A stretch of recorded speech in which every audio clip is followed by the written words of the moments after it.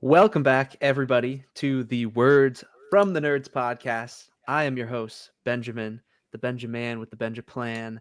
I'm joined, I'm joined by my lovely co-host Aiden H Talks and Cubson, aka Charlie, who just dropped a video on YouTube this past week, which we're super excited about.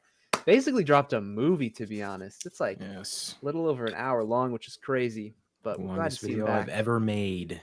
Yeah, that is Insane. crazy. 30 minutes shorter than Warfare. Crazy. That is kind of wild to think about.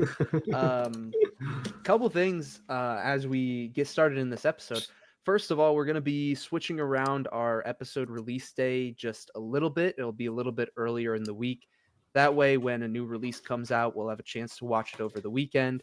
And then, of course, for The Last of Us, which is dropping on Sundays, just so we have the ability to cover that earlier in the week as well and not be too far delay on that discussion. So we'll more likely be dropping episodes somewhere between Tuesday and Wednesday. This one's going up on a Thursday just so we could finish up with Daredevil and include Warfare and whatnot. Also, if you're listening on an audio listening platform, make sure to give us a rating. You can also directly send us a text message. We will read it out loud. As Charlie once said, you can call us slurs and we'll read it out. Joking, of course. But yeah, you can send us a direct message. We'll read it out. If you're on YouTube, make sure to hit that like button and leave a comment. On our last episode, we got a comment from Brandon where he said, I think the Minecraft movie is one of the worst movies I've ever seen, but somehow it's so bad that I found it charming. And once I gave into the movie, I ended up having a phenomenal time. I'm not going to sit here and defend it, but it's one of those films that will have a cult following, much like The Room and Birdemic. I haven't heard somebody bring up Birdemic in a long time. I've never seen Birdemic. I know what it is, and I've seen the clips from it. I think he's kind of right though, especially with these like crazy audience videos. I guarantee you that when the movie theater is at home and streaming, there's going to be people who are like pranking my friends by throwing popcorn when chicken jockey happens. Like it's still going to be a thing. It's not going to go away. Yeah. I sent Charlie an edit the other day. There's like it's gotten like to the satire has gotten to a point where people are making like sad Minecraft edits to Jason Momoa's little speech where he's like, I'm broke. And I forgot one of the best lines in the entire movie. He's like, I might look like I have it all together, like I'm cool, rich, bilingual. It's like bilingual. I don't know. He killed me. That killed me. But people are making sad, genuinely like sad. Is the Minecraft movie the saddest movie of all time? Oh my gosh, it's hilarious. Yeah, it's hard to know if a movie like this will actually maintain that kind of cult like following as time goes on. Because I feel like now with internet culture, there's so many more movies that fall into that category. Whereas it used to just be like The Room was like kind of discovered over time and people started to grow this cult like appreciation. This is like internet hype, but it's not always guaranteed that it's going to stick around and remain a cult classic. Yeah. So that will be interesting to see. And I guess one final thing is that if you are not yet subscribed to the YouTube channel, then please make sure to do so. We are hitting you guys with the weekly, for the most part, uploads. And this train's been rolling ever since like June, July of last year. We are at episode 90, which is crazy to think about that we are closing in on 100 episodes of this podcast, which is really awesome. We've got some fun stuff planned, just like we did for episode 50. So a lot to look forward to. Mr. Aiden, how are you doing today, sir?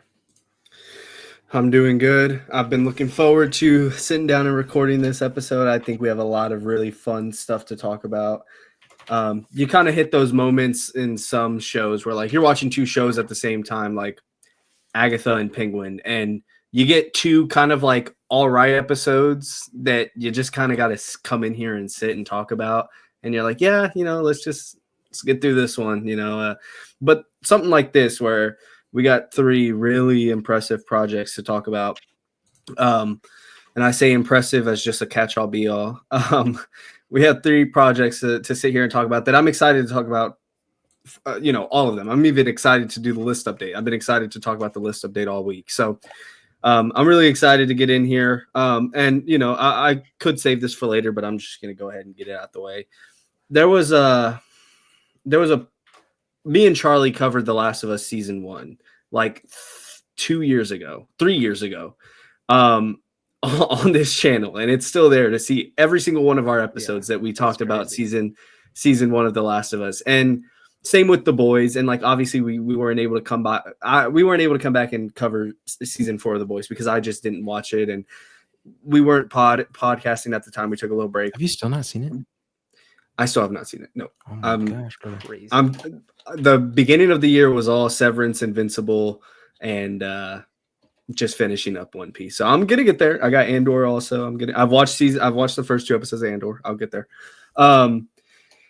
But I know that there were probably times in those episodes where me and Charlie talked about, man, yeah, I can't wait for season 2. I can't wait to, hopefully we're still here talking about season 2.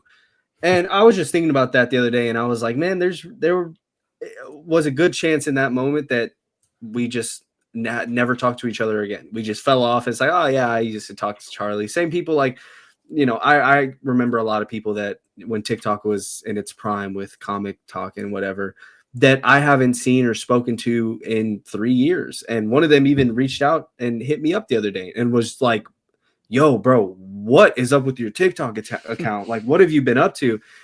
And that could easily have been one of y'all as well. So I don't know. It's really nice that, we get to sit here and talk about season 2 of The Last of Us, and that we're even in a position to where we can cover a second season of a show like that came out in 2022. So yeah, I think it's awesome. I think it's fun. I think ahead to like, our 2026 or 2027 list update. And there's a part of my mind that's like, oh yeah, no way we're not going to be there for that, because we were there for Last of Us season 1, and here we are now. So I'm excited to get into today's discussion. I've had a great day today, very productive day. Watching Attack on Titan, trying to get Charlie on board. We'll see how that goes. Maybe something to ease him into a little bit better. It's peak writing. What can I say? Some of the best writing I've ever seen in only 10 episodes. So doesn't know what he's missing out on. But dude, I've been enjoying that. I've been enjoying and soaking all of that in. I've been enjoying peak. I can only spread the gospel so much. It's just funny that the cycle's going to repeat itself. Like first it was One Piece. Now it's going to be Attack on Titan. It's going to be the same thing. It's going to be brought up once an episode. Attack on Titan's only 85 episodes. So, I mean, it's 4 seasons at 20 you complaining episodes. About 12 episodes of Andor. Yeah, because Andor's like a whole hour each episode. Attack on Titan's 20-minute episodes. Quick in and out. Beautiful. Easy to watch. That's still more time commitment than Andor. I mean, oh yeah, 1,000%. But it's better than Andor. What can I say? It's been better than Andor so far. It's fine. Been great. It is crazy to think back towards like the earliest days of the pod, because like we did our Star Wars discussions and then our Sonic discussions. We covered Sonic 3 a few weeks ago. I guess a couple months ago at this point. And yeah, you guys covering The Last of Us and everything. It's like, it is crazy to think about just how far everything has come. Charlie, do you share the same emotions? You're gonna get a little teary-eyed this episode. I'm the emotional bitch of the group. Is that what you're trying to say? Huh? That you basically 1,000% me. 1,000% me. I'll take the bullet for that one. I mean, yeah, man. I never. Sorry, I'm working on the table thing at the same time. So let me get my thoughts together. Yeah, man. It is crazy to think about it like that. I think I'm gonna push back on what Aiden said a little bit. I don't think I'd ever unless like we had some crazy falling out or something. I don't see what would cause that. But like I don't think that we'd ever like just stop talking to each other. Even if we stopped the podcast. But I get the sentiment that you're putting out there. But no, I think that is crazy. It's I think one of the, if not the first. I'm trying to think of if maybe there's another show that we would have covered in the following No. season of.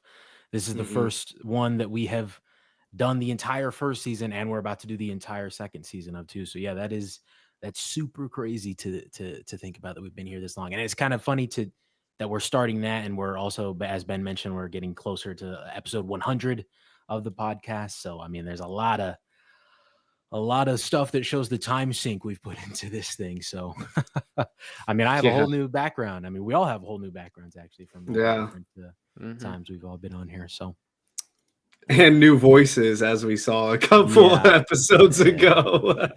that was crazy. We don't need to go into the details of that. So I mean, it's exciting stuff, of course, and I love that it's this show because I have this show has a special place in my heart, being a big fan of the games. So I'm glad that this is the one that we're getting to experiment with. Not experiment, that's not the right word, but continue.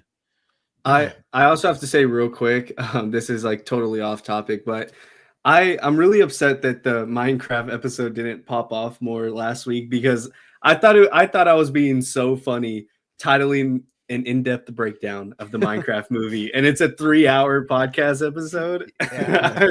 I did really like the Sorry. title. I thought, like, with the thumbnail too, I thought it might catch like the perfect vibe for people to Yeah. catch on.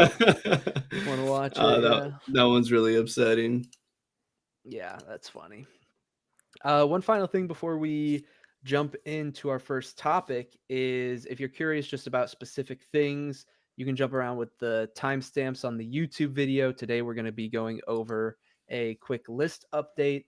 Then we're going to be talking about the movie Warfare, the final 2 episodes of Daredevil Born Again, and then the first episode of The Last of Us Season 2. So if you want to jump around or avoid spoilers for certain things, it will be timestamped down below.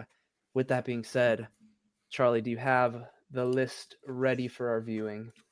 Yes, sir, I do. I do not have the Rotten Tomatoes stuff up because I've been working on this, because I've been transferring it to something better, because let me share what it looks like on slides, or like it was just getting too big for the screen, and I was trying to Sure, shrink yeah. it, it all just looked terrible. So Yeah. I have Apologies moved it. to the audio only listeners. It is much better if you are viewing this on YouTube. But we're taking a look at our draft picks that we did at the very start of the year, where we got to each pick 5 projects, and then we're keeping track of a point system by the Rotten Tomatoes score and seeing who has the best list by the end of the year.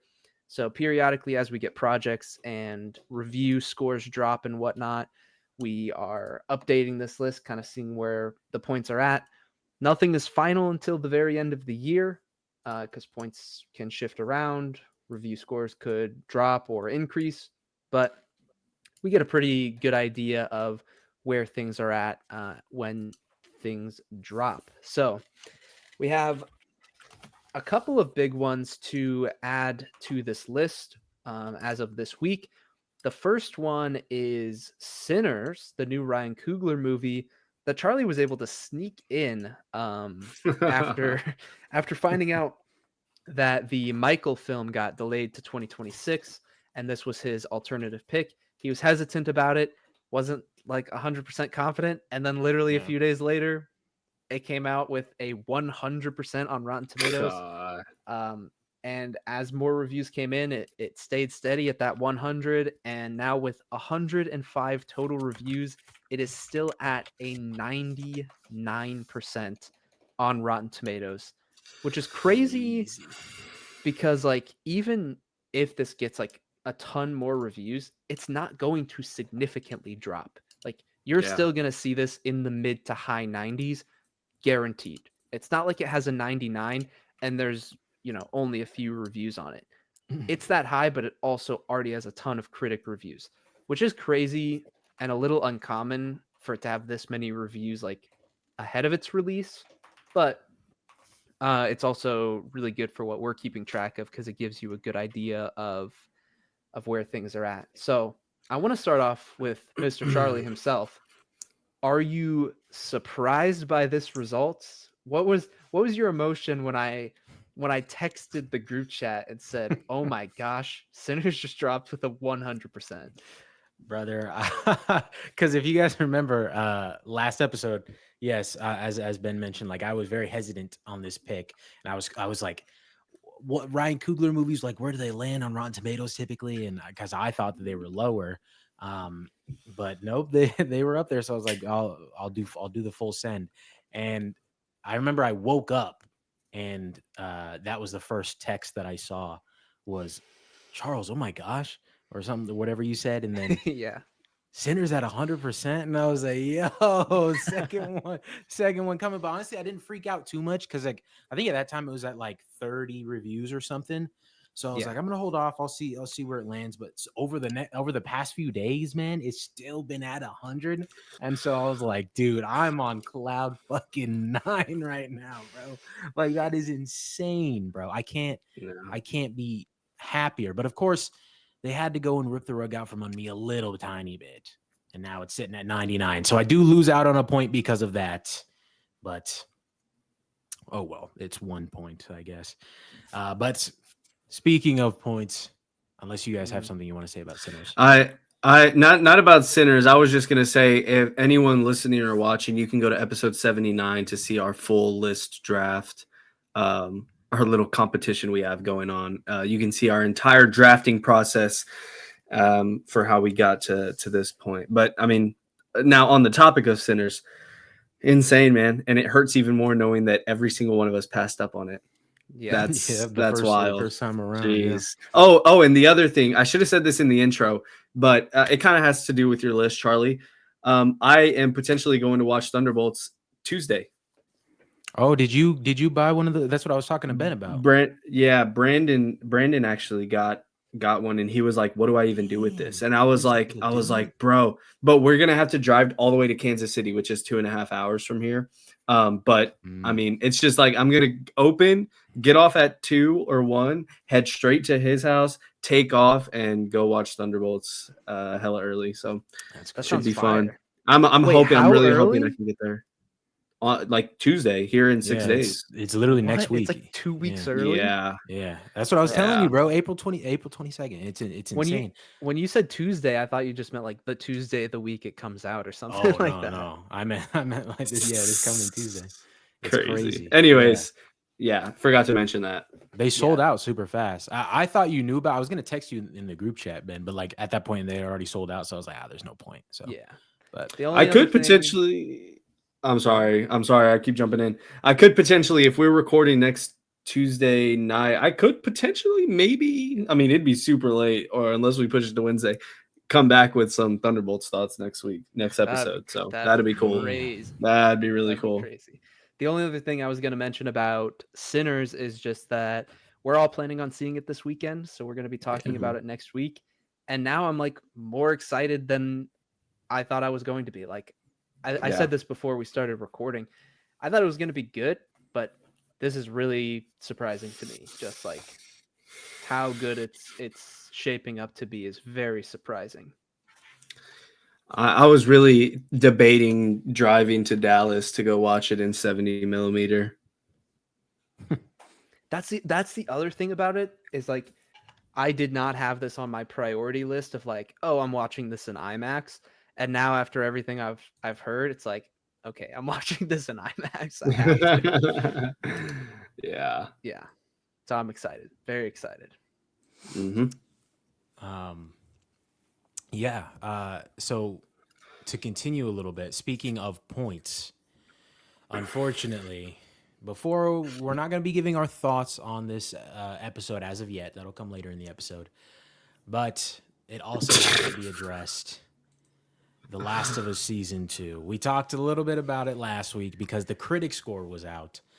And so for you audio listeners, the audience score has dropped after the season premiere, I almost said finale, of Season 2. And currently it is sitting at a miserable 57%.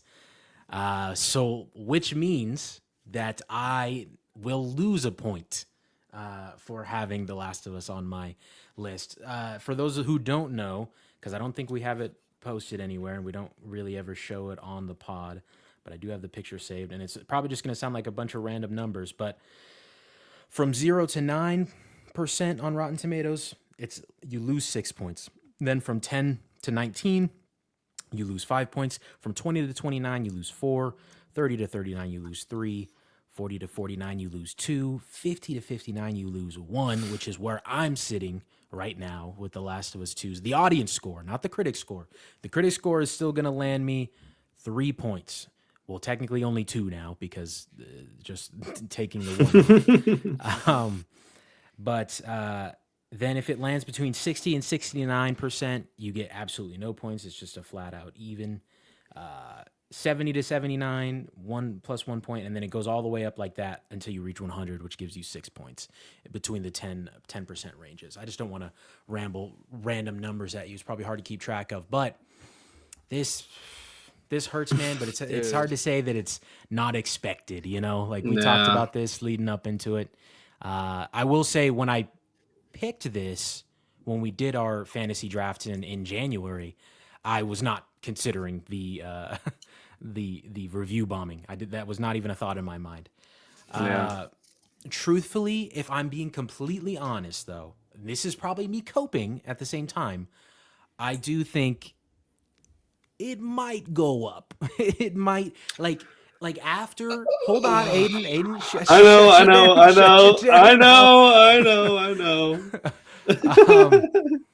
I don't want to go too into detail oh my God, for Benjamin's sake, I do not want to go too much into detail as to what I mean when I say that. Because there's nuance to it for sure. And I'll talk about it after when we get to the part where we're going to talk about spoilers for the future of this season and whatnot. So I'll go more in depth on it now or then, but it's going to get worse before it gets better, probably, is the best way I can say that. So if it gets better at all. So it sucks, but I hope it doesn't go down too much more. But do you know what's crazy is that a 96 and then a 57 is you get the same amount of points as like I'm getting with Daredevil, where they're just like both in the 80s. Yeah. That's how punishing a rotten score is. That's insane. You have a point higher than Mickey 17, which was just 270 scores. And you have a 96. Here's the thing, Charlie. It could go up, yeah. It had a 71 audience score with 250 ratings. You double those ratings, and it dropped to 14%. Bro, look at, oh my gosh, man. Hold on. Let me. I want to pull up some of the reviews people have left, but let me scan the page real quick. Make sure there's no spoilers on it for Benjamin's sake. But dude, the very first one is like, what are we doing, man? I don't think I see any. I don't think there were any. I looked at them the other day. Look at this first one, bro. Look at this first one, bro. Like, for audio listeners, it literally just says woke. Like, what? What the fuck are we doing? Dude, that was the funniest. That was the funniest jump scare ever, dude. Oh my God, man. Like, this is what I have to deal with, bro. This is what's bringing me down. Like, that's insane. That's insane. Crazy, man. So with those Rotten Tomato scores in mind, Sinners adds 5 points as of now to my current already 12 points. Is that right? Why was this 9 and 2 doesn't make 12? Why did I have 12 up here? That makes a lot. Well, you had 16. You didn't have Sinners. No. You didn't lose one as of last week from Last of Us. It just was the critic score, and it was higher. Did I change? Wait, what was the critic score for Last of Us last week? 96 Like, audience or 96 so you had, I think you critics. had 3 points from the critic score, but you just lost one Oh, from the maybe I audience. So now it's down to 2. maybe I changed it to 2 already, and I just don't remember doing it then. Okay, I just so don't and think you I just changed your total. yeah, So I you, just haven't changed my total. So my total Yeah. after that is 11, but then you add the 5 from Sinners, and that brings me back up to 16. jeez. Keep in 16 mind though, points. your list is you're already past halfway Yeah, with your the list. only ones I have left, and God, it's one of such them a is going to nice. be up in 2 weeks. I have Wake Up Dead Man and Thunderbolts left this year. And Wake Up Dead Man, And I'm gonna have a dry run until I think Wake Up Dead Mhm. Man's not coming out till like October or something. So November, yeah. yeah, you also October, have November. the Sinners audience score, which like so That's far true. people have been reviewing it very well, but you never know if like Yeah, it's I just don't not think going it's to gonna be be as for high as everyone. Yeah. yeah, yeah. So I don't. I'm not gonna get nearly I'll as many points with guess. that. I'll guess 89. That'll be You my think that's where guess it'll sit at? It'll stay there, for or it's gonna audience. debut at 89. I feel like it'll. I feel like it'll debut at 89. Okay. I think 80s That'd is be my pretty pick. reasonable. Yeah. Yeah. But we'll be able to see that next week. We'll also get the Andor season 2 critic reviews as well. So that'll be nice. Probably here soon, right? Like later this week, maybe next Well, week. the first 3 episodes drop on Tuesday. So Oh wow! So we should probably get them soon. we'll have it, by next episode for sure. Yeah, by next episode. Cool. What is even my next? What, the bear? That'll be my next one. It's Yeah. the summer, and Yeah, then end of June probably. Fantastic Four. wow. So I had a March. No, yeah, I had like a February, March, summer, fall, and December. So I got pretty much the whole year. I've been missing keeping up with my own Rotten Tomatoes, bro. I hate it. I'm tired of it. I need the Bear season 4 to be cinema. And again, we won't talk about the last 2 episodes of Daredevil, but we just want to touch on where the Rotten Tomatoes numbers are at now that the season is over, and this is probably about where they are going to stay. We're looking at it for audio listeners. We're looking at an 87% critic score and an 81% audience score, which gives Benjamin 4 points.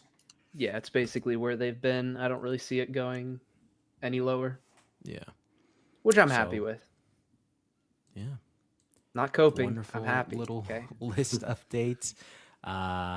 Only thing I can say is Last of Us, please. We got to kick some people off of this. To leave an audience review, because like, what was that? That was stupid, man. Yeah, that was the funniest shit I think I have ever seen. Whoa, Capstar. With that being said, there was a lot of new releases that came out this last weekend. Lots of more like smaller independent films. You had Warfare, Drop, The Amateur, I think, and then maybe one other as well. I don't know. It was just a lot of movies that came out all at once.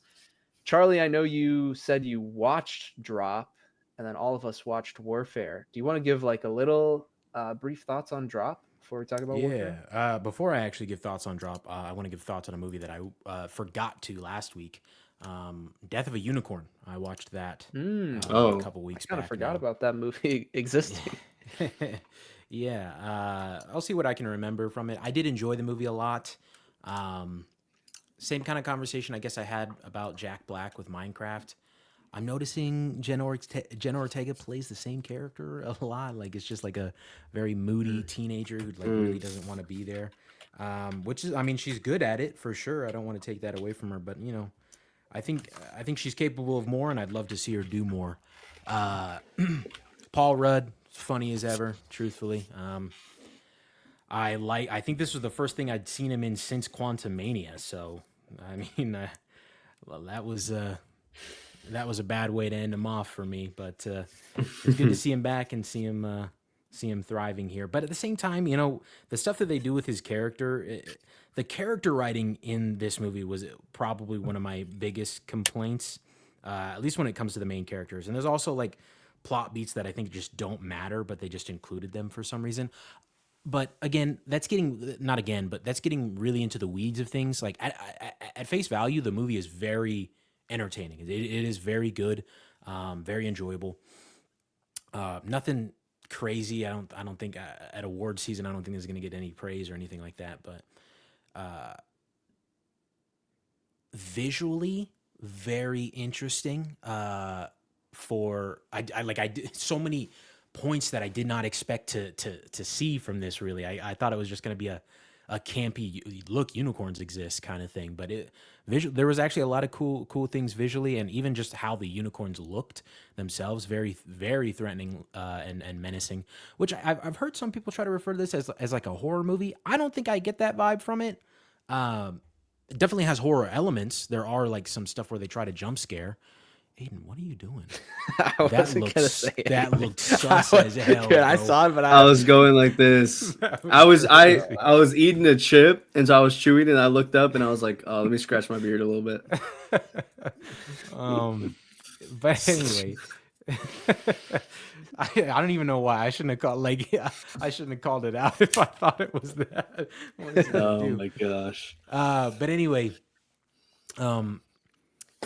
Will Poulter was a standout. I know we're going to talk about him in a little second because of Warfare as well. He honestly, he's very versatile as an actor, and I've come to see that with both Death of a Unicorn and Warfare, and so he was really good in it. And I forget the guy, the older guy. He was in the Dungeons and Dragons movie. Oh, Will Grant or something. I want to say Hugh maybe? Grant. Hugh Grant, maybe? Yeah, something Grant. Yeah. He was just like cartoonishly evil, and a lot of weird choices again, character wise and character writing wise for how they were trying to portray him. I get the whole concept of it. Very gruesome, actually. I want to point that out as well. So for a movie with unicorns and whatnot, there was a lot of gore, akin to last night's episode of Daredevil, but not to get too much into that. But yeah, enjoyed the movie. I don't want to go too long on it because I do want to talk about Drop as well. Drop, pretty good. I think I'm really starting to enjoy the guy. I don't know his name, but I know a lot of people want him to be Batman, and he was in Yeah. Talking about like one Alan movie Richardson or whatever. Oh, is that his name? Brandon Sklenner, Oh, I thought you were talking about the actor for Reacher. Jack Reacher. Yeah, I thought you were talking Is about he in Alan. Drop? No. Oh, but a lot of people want him to be Batman. Yeah, Okay. Alan Richardson, but Yeah, not yeah. him. Yeah. I've actually been meaning to watch Reacher, to just throw that out there, but I'll get around to that at some point. But I'm beginning to like him. I saw him in that Blake Lively movie that has been talked about a lot lately because of the drama or whatever. He was pretty good in that. I find it funny because he's seemingly, every time I've seen him so far, he's playing a character that's vying for the love of a previously or currently physically and emotionally abused woman. So that's kind of crazy. A little bit of a lore drop for the movie Drop. She has a history of domestic violence she's experienced, and I do think what I was talking about with Death of a Unicorn, where they throw in plot lines and they just don't really matter. I thought that was going to be one for Drop that just ended up not mattering, but they find a really unique, maybe not unique, but a very interesting way to include it into the story and have it actually matter and matter for her character and the situation that she's in. An interesting twist, I guess you can call it, as to who's behind the drops. It did keep me engaged. I would say that I was on this edge of my seat watching it, but I don't know. It also just had it like, it felt like the same old generic, like, oh, please don't kill people I care about, and I'll do whatever you say, and like, I don't know. It was generic in that sense. Interesting to see how she got out of the certain situations and whatnot. The music choice I thought was very, very good. A lot of cool cinematography choices as well. But overall, I think if I had to choose between those two movies, Death of a Unicorn was probably more enjoyable for me. Drop was still a good experience, and I also like that actress. She was in White Lotus season 2, and I enjoyed her in that. Probably enjoyed her in that more than I did this movie. Not much to do here. Just act scared.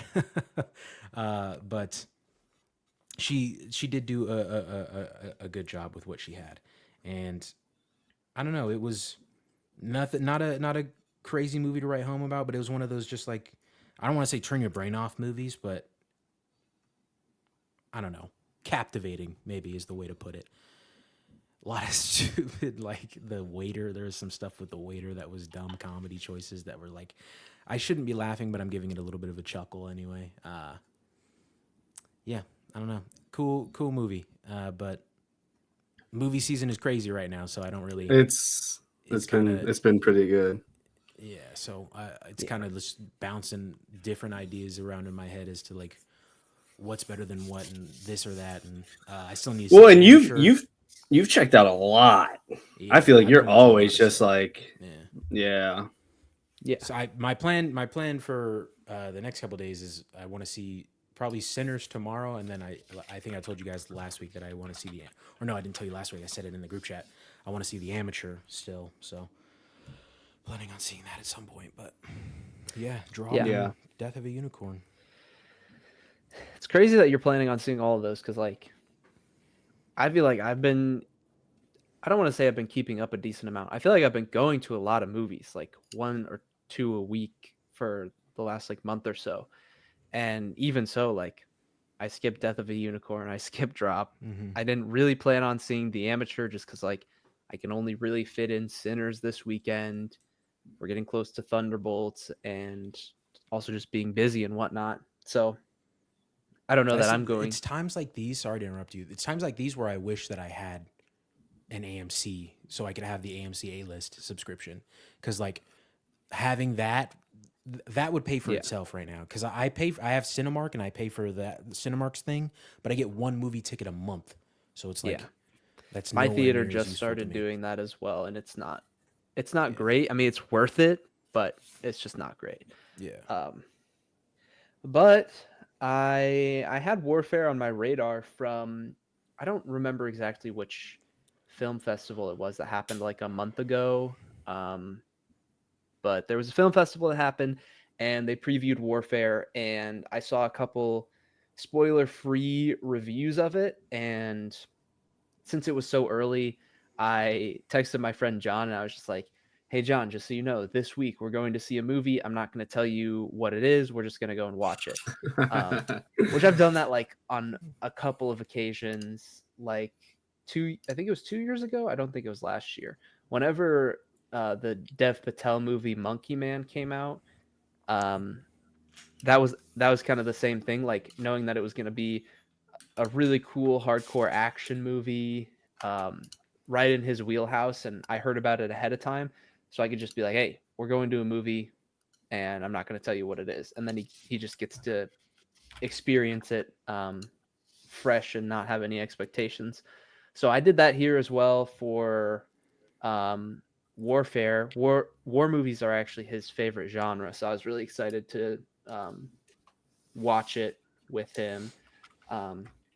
But yeah, it's been on my radar ever since that film festival, so I was very excited to check it out. I definitely I don't even think I considered picking anything else above this. Like, it wasn't even a thought in my head. It was like, I'm going to see Warfare. I didn't even think about catching one of the other releases that are out right now.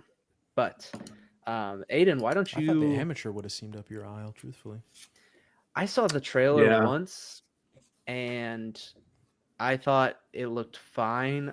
I kind of like assumed it was just going to be a pretty run-of-the-mill mediocre action movie, if I'm being honest. Like, didn't seem like super appealing to me. Yeah. And I'd like be fine watching it at some point, but like I don't know if I'll catch it in theaters though. Maybe when it hits streaming or something like that. But Warfare, Aiden, I know you watched it just tonight, so why don't you hit us with some fresh thoughts on the movie? Sure. Charlie, your gain is insane right now. At least for me, that's perfect. I could hear like every swallow that you. I was like, oh, Wait, could you hear it too, Ben? If I could, I wasn't thinking about it. Oh, okay. I don't know. I mean, at least for me, maybe it's just my hyperspeed wireless Shut up, Ben, shut razor up. here. Shut up. Warfare. Yes, sir. Sorry, sir. So I I'm not a big fan of the of war movies like that genre. Granted, I also haven't watched a lot just because I'm like, it's a war movie. So it's just never really quite my thing. But I saw this one being talked about quite a bit. I saw a lot of people clipping the opening scene of the movie, and a lot of the things that were being said about it really piqued my interest. So Ben, whenever you said that you watched it, I was like, oh, well, you know what? I'm off Wednesday. I can find time to go watch it 1,000%. And like I said, I haven't watched a lot of war movies. This one is probably my favorite. I loved a lot of what they did here because, in a way, the way this movie's filmed and structured and shot is the way I would like a movie about war to be. Just straight to the point, all gas, no brakes, hour and a half, you're in, you're out, and you just get a little glimpse into these people's lives in one building, in one place, in one time period. And you think about all the other stuff that has happened outside of that building, in other time periods, in other places, when it comes to war, and even people on the other side of this. And we got to see a little bit of that with the family's perspective later on in the movie. And so to have something as jarring as that, to have it structured the way it is, it just itched a part of my brain that was like, yeah, every single war movie should be like this. Like, this is art. This is pulling a feeling out of me that is that makes me feel uncomfortable, that has me on the edge of my seat, that has my heart racing. I don't like the way I'm feeling right now. Watching this, knowing that real people have gone through this, like it really instills such a jarring feeling inside of you. And I feel like a lot of war movies, at least the ones I've seen, have kind of gone over the top with that, have kind of just done too much, or in some other places haven't done enough and have prioritized propaganda instead. But this one, I feel like it's just it just struck a perfect balance in the small little hour and a half little bottle movie that it was. And so I think it's great. 4 out of 5 stars for me. I thought it was an incredible ride. It had me exhausted by the end of it. And that opening scene had me ready to run through a wall for America. Oh my God. I mean, I was like, hell yeah, this is the most patriotic I've ever felt. Like, it's insane. Also, Charles Melton can command a fucking scene like it's nobody's business. That's the other thing I love. Dude's Every Charles. actor in here. Can I say? Oh, Jesus Christ. I just threw it in my mouth a little bit. Everybody in here, I think, gives a performance that is so amazing because they don't feel like actors. You have Michael Gandolfini, who, we love in Daredevil, who I've come to love in Daredevil a lot. Yeah. Don't speak for me. Yeah. Trust me, buddy. I won't. Michael Gandolfini, who has absolutely stole the show in Daredevil. I have been obsessed with his performance in there. I've been wanting to see him in more roles, and so to see him in here, awesome. Joseph Quinn, Will Poulter, Charles Melton, Cosmo Jarvis, everybody in here. The thing is, they have such recognizable faces, and they're actors, but they feel so human in this, and they give such a human performance in here. And so I don't know. I love that a lot because it's a testament to, again, the setting of this movie and the weight of what they're dealing with.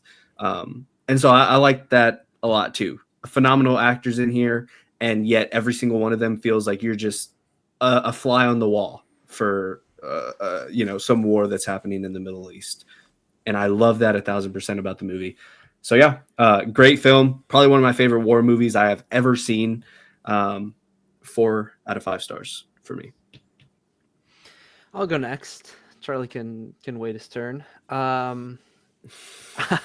I knew ahead of time that this was based on a true story, and also that one of the actual soldiers involved in it helped and basically co-directed the movie and helped Yeah, just making sure that everything was accurate and whatnot, which I think is a phenomenal way to go about it. Um, I think this is one of those movies where it's really hard to critique it as a movie because it really just you feel like you're there along with these soldiers for this journey. You've just been thrown into it. There's not really a huge like setup of these characters or this storyline. It's literally just like here we are, and then you get to watch what happens and what unfolds. Um, but it's hard to actually like critique it from a movie standpoint because I feel like the main issue that people would have with a film like this is like, oh, the pacing of the story, saying like the first 30 minutes were a little bit slow before it picked up. It's like, what do you want them to do? Like, this is the story. And so if you don't like it for that, then you just think that some stories shouldn't be adapted, which is a fine thing to say. I think to an extent I agree with that. But I think it's really cool to be in the shoes of these soldiers, even allowing it to breathe and having those slower beats and slower paced moments, it makes it feel even more real. And so at some point, like it just bridges that gap where it's like, I don't feel like I'm watching a movie. I feel like I'm there. And that's like such a testament to how well all of the actors did, how well they did with all of like the set design and the accuracy of what it's like to be in war like that. All of that is just like insane to me. Some genuinely like shocking, jaw dropping moments just for the fact of like how brutal and gritty and realistic the depiction of it is, but also just like how brutal the thought of that reality is. So that like just displayed so incredibly well.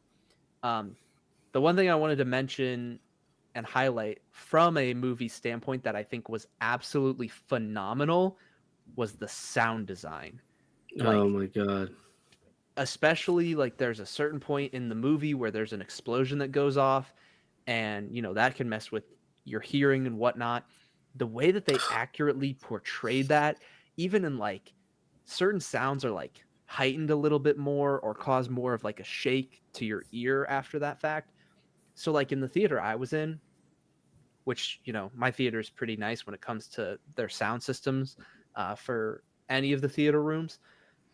Like after that explosion goes off and there's characters who are like shooting guns, I literally felt my seat shake more when we were in that compared to just normally. Like that's the attention to detail that they put into it.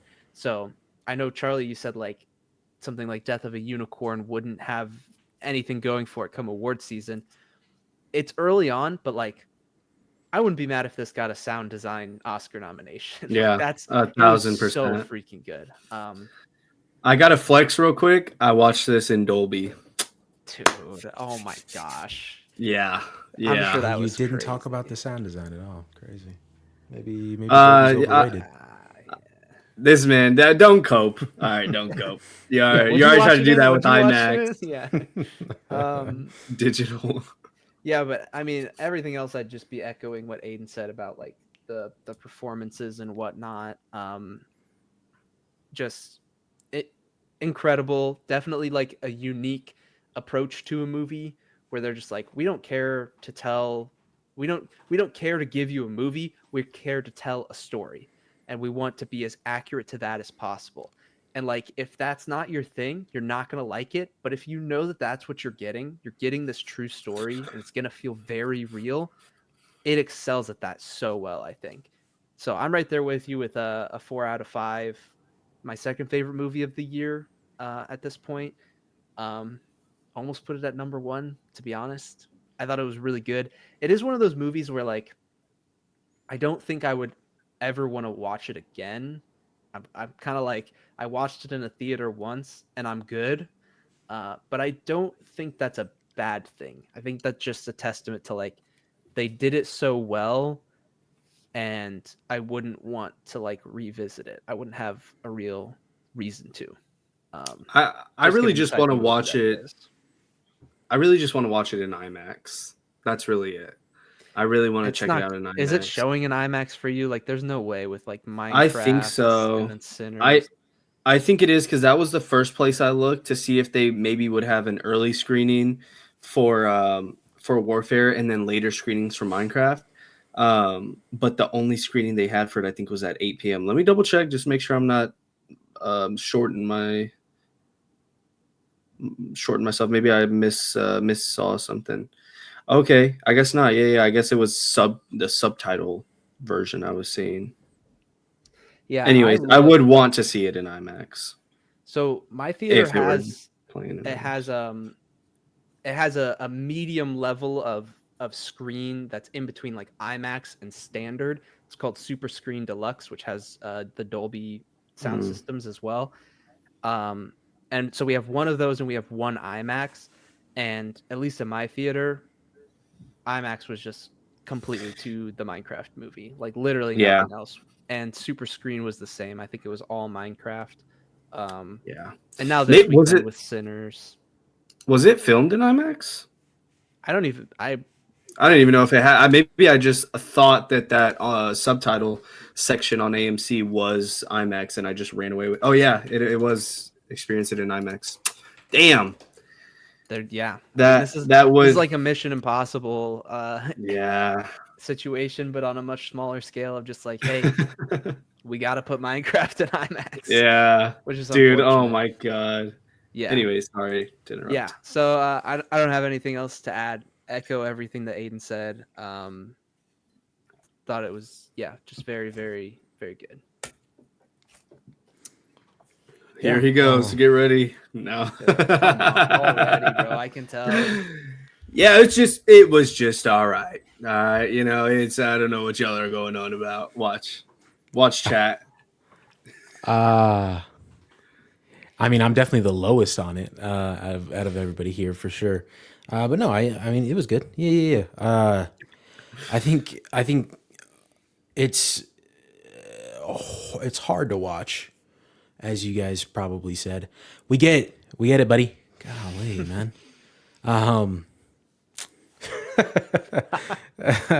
It's definitely a hard watch, and I think for this movie got a lot of controversy before it came out, and probably from people who haven't seen it, as to like it being so pro war. And I think I saw somebody made a joke about how the U.S. will invade a country and kill a bunch of kids from that native country and make a movie about how they felt sad about it or something like that. And that wasn't the vibe here at all, to me anyway. It was just, it's literally what the movie's called, Warfare. It's showing you what being in war and going through a combat experience is like, potentially could be like. And I like I kind of respect it and like it for that, because there's nothing else. There's no like following up after they get out of that situation. There's no following up with the injured guys, Elliot and Sam. There's no follow up or anything. It's just the APCs drive away. All of the Iraqi soldiers come walking out, and the movie ends. And like, I respect the hell out of it for that. The movie, because like, it knows what it wanted to do. It came in, it did that, and it was over just like that. Performances, some of them were really, really great. I can't praise like Will Poulter enough. Charles Melton, I wish we got more of, because I agree he does command a scene, and I wish that he wasn't in just like the last 20 minutes. I saw some praise for Joseph Quinn, and not saying he was bad. He wasn't bad at all. But all he did was scream in pain pretty much the entire movie. Like, I don't know why I saw praise for that when, like, sure, I mean, I'm not trying to say that sort of acting is easy, but like, I mean, he's just screaming in pain. What's the nuance to the performance there? But still good nonetheless. Uh, I can't. What's the Gandolfini? What's his first name? I don't remember his Michael. first name. Michael Gandolfini. Thank you. Yeah. I liked him in this just because it showed the range of character he can play from. I feel like it's a stark difference from this to Daniel on Daredevil, and so just the cocky, smug kind of on the rise character he plays in Daredevil, and versus here, like it's very much like take orders. He's panicking. He's flustered at everything that's going on. Very well done. I don't remember. I don't know the guy's name who played. I think his name was Tommy. I have the cast up. Kit Connor. Kit Connor. Yeah, thank you. Because he played the Duckling, I think, in The Wild Robot. Yeah. Yeah, Weird. and so I had never seen a live action thing that he was in before, and like again, this is a testament to the movie knows what it wanted to do. It came like, dude, like if any, like, he's one of the people who got punished the most, but like made it out every time. Like he was right there when the grenade got tossed in. And he was totally fine, not a scratch on him. But mentally, he's not good. He's letting bullets fly. And then he goes outside. He's one of the first people out, and he survives the IED and is fine. But not mentally. Not mentally. He's fucking like, I think he did such a good job of portraying that, and that like some guy even later on when Alpha 2 gets over there, he's like, "Hey man, what's up with you?" Or what's going on out there? And he's like, I don't fucking know. I just want to get the fuck out of here. Like, Yeah. that's so good, man. I don't know, like, what you guys bring up the sound design and wanting it to get a nomination for come Oscar season, and I wonder because I would say that Civil War had also very good sound design. Did that end up getting a nomination last year? For that, I can look really fast. Because Alex Garland did that film as I well. already am looking. Oh, I'm beating you to it. You're actually beating me to it. That's crazy. And so the thing I agree with the sound design and everything, but my problem with it is like I feel like he overdoes it maybe with how loud it is, but I get it. Like the guns are loud, 100%. That's what that's gonna be in that scenario. But it's just like Zero Oscar noms. none. Okay, yeah. Not to say that it's gonna be like that. What was that? Oh, I beat for Ben. You beat Ben. I'm already looking at the list. I'm just confused why Amelia Perez and the Wild Robot are on here. Sorry, and So- a complete unknown. I do think it's possible for that to come around this time, because I do think, as far as like films go, like this was much more impressive sound design wise than Civil War was. Not even, I shouldn't say much more, but like, oh my god, think about the 3 times they did the show of force, like holy shit, like that, like My God. I felt that, bro. I felt that, and I loved the shot every time of it flying through, and then like a nanosecond later, like there's a bit of time in between. You see the dust fly up in the air. Like, it's It's super so dark. good. It's so good, man. And speaking of the sound design again with the IED, I want you guys to know, you guys know I don't like horror movies, because I just don't find them scary. I don't jump ever. Like that's not something, dude. I jumped probably the biggest I've ever jumped when that bomb went off.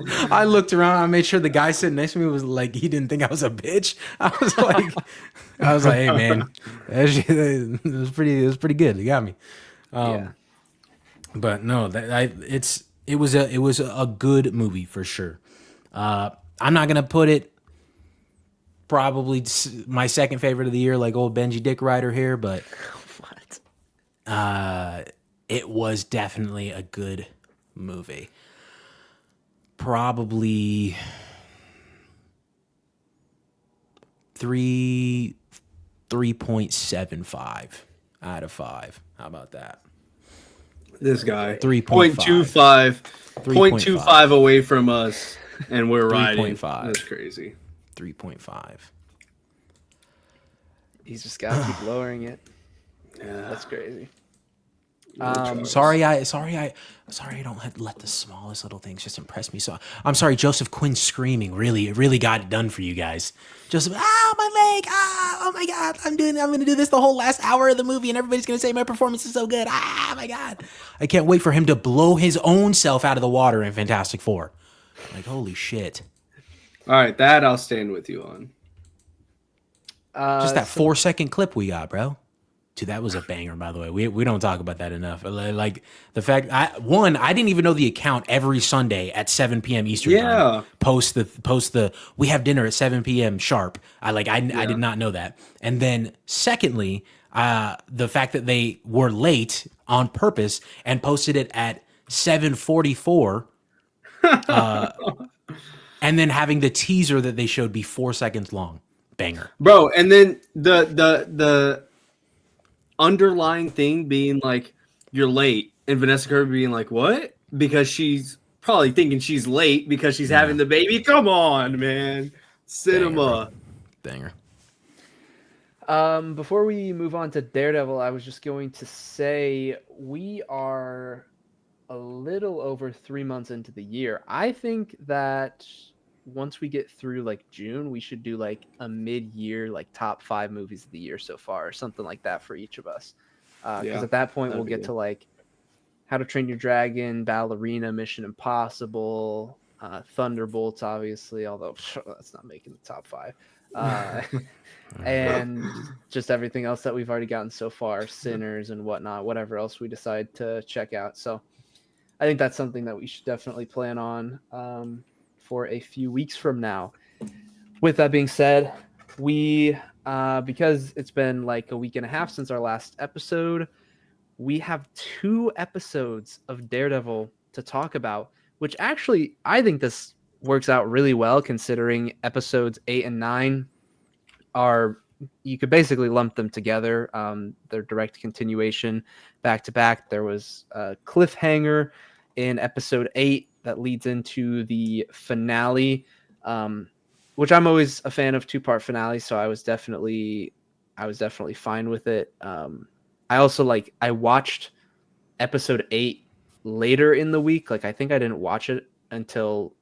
What are you doing, Charlie? Dude, I didn't. Sorry. What are you? Sorry, man. Spazzing out? Come on. You should do something. Where you can like wear those like mood rings or whatever, or like your watch can like track your heartbeat or something. Sure. You should have it like connected to something like that. Like when you're angry, it turns red and starts flashing or something like that. That'd be sick, actually. That'd be kind of funny. Anyways, so I watched episode 8 a bit later in the week. I think I didn't watch it until like Sunday, and then the finale last night. So I watched them pretty close back to back, so it didn't feel like as much of a cliffhanger because I was a little bit late on episode 8. Anyways, I want to start with Mr. Charlie. I know, Charlie, you said that episode 7 was probably your least favorite of the show. You thought it was the worst episode. So as we get into 8 and 9, did that kind of boost it back up? What are your thoughts? And then also, you could just give the series as a whole, season 1, an actual rating now that we've finished with what really feels like season 1, part 1. But we're finished with this season, so we can actually give it a rating. And also later we'll see where this landed for our ranking of shows that we did a few weeks ago. So take it away, Charlie. Our ranking of I forgot about that. Yeah, just where it places compared to Severance, Invincible, whatnot. Episode 8, man, that's the best one. That's the best one of the entire show, and that is including the finale as well. To me, episode 8 was utterly fantastic, man. Talk about firing on all cylinders, man. You like, I've been complaining about the side characters all season long, and like in one episode they made almost all of them more interesting than they have been the entire season. Aiden, who do you disagree with? Who was not more interesting? Who, buddy? I mean, I'd argue episode 9 really did that more, but still, Kirsten and Sherry still do nothing for me. Kirsten got Cherry. I mean, I agree with Cherry. Yeah, Cherry. No. Yeah, Cherry's Kirsten did still nothing awful. for me. Heather actually dropped for me after that episode. She got interesting at the end of 9. I felt more disdain towards Heather, which meant like I was more like I felt like she evolved more and she had more writing done for her. And in the case of like me, not like I don't like her as a character. So like, whereas like I was indifferent to her before. Okay, then I can meet you there on that for her, but for the other ones, still really, I mean, it just kind of felt like they were still on that path. Sherry, Kirsten, even BB a little bit is still kind of just there. Bro, I think I mean, like, yeah, is the most interesting one in episode 8 because like we find out when she talks to the commissioner, like, yeah, I know Wilson Fisk was the main suspect in my uncle's murder. Like, she's known this whole time. That makes everything that she's done way more interesting. And what she's going to do next, way more interesting. Way more. What she's going to do next, yeah. I mean, it's just if we see it. At this point, it's all still... Maybe. I mean, that's what I'm saying. If we get there, then it's like, okay, cool. Then this is paid off. But like at this point, I mean, nothing happened in episode 9, which nothing needs to happen. But it's still just been a lot of trust us. We got this. We're going to give them development. We're going to, and not a lot of showing in terms of the side characters. Michael Gandolfini and Buck, yes, 1,000% yes. Sheila, the Nadim of this season. I mean, I'm sorry. Episode 9, yes. How do you feel like that? How do you feel like Buck got good development, but you feel like no? Didn't? I'm saying I'm more interested in Buck and his drive. I'm not saying he has. I'm more interested in him and where he goes. I've always also just kind of loved him, even in the first couple episodes. I've loved him as a character. I think he's one of the best additions. I'm not saying that he has the best development and that he's gotten a lot. I think for me, just like what he brings to a scene in terms of like acting wise and where they could take him as being the next Wesley, although nobody will ever live up to Wesley. His potential, I'm the most interested in, him and Michael Gandolfini's character, Daniel. Sheila, I'm just kind of like, I don't know. I feel like a lot of the side characters, and I'm sorry, I'm stealing your entire review, but I feel like a lot of the side characters really dampen the main characters more than heightening them throughout the front 3/4 of the season. And like, granted, like maybe I'm just looking at it through a different lens. Maybe y'all can. I'm not like completely married to this idea, but like I feel like up until the end of episode 9 with the Heather stuff, I feel like Heather's kind of just like bogged Daredevil down a bit.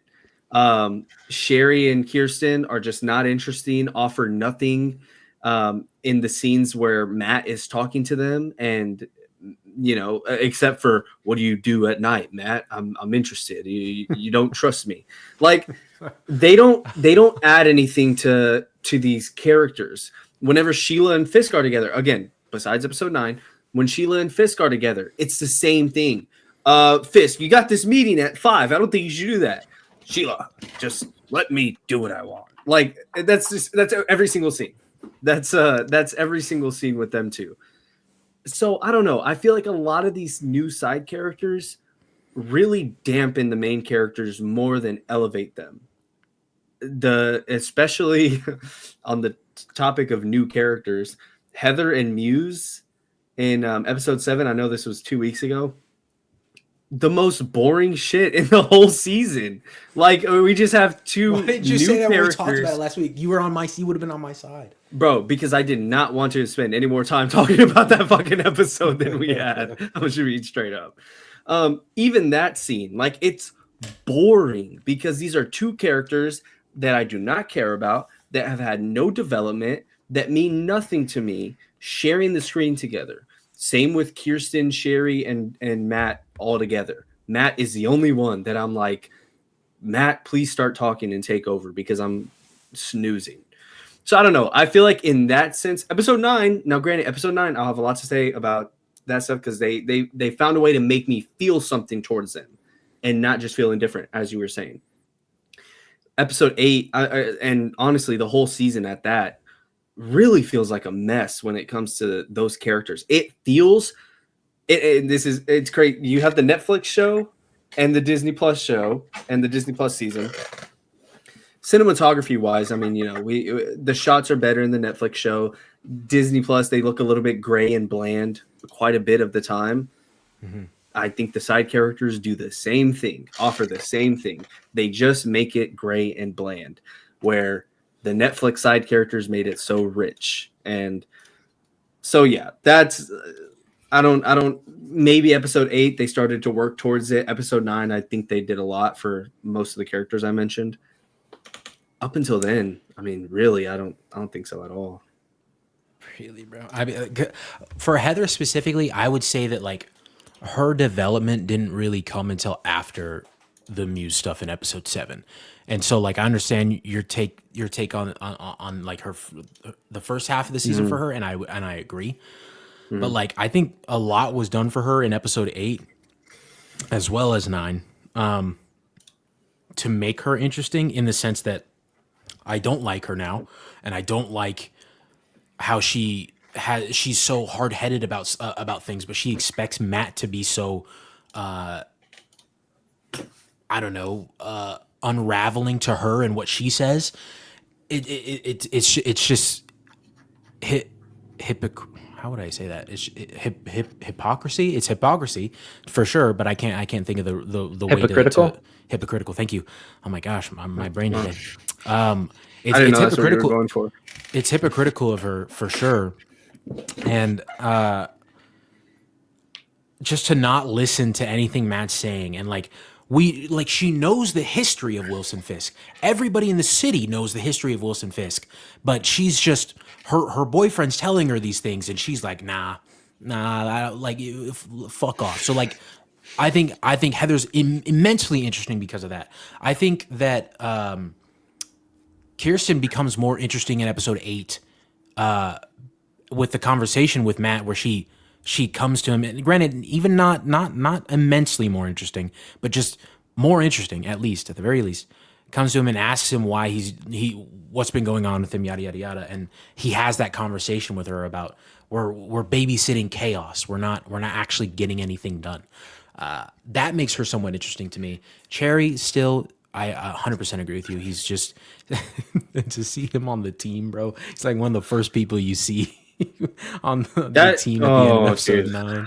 Oh my gosh, bro! I can't tell you, man. I know I'm jumping around between episode 8 and 9. I can't tell you. I wanted to see at least like Jessica Jones in there, bro. Why? Like why would they? Layup.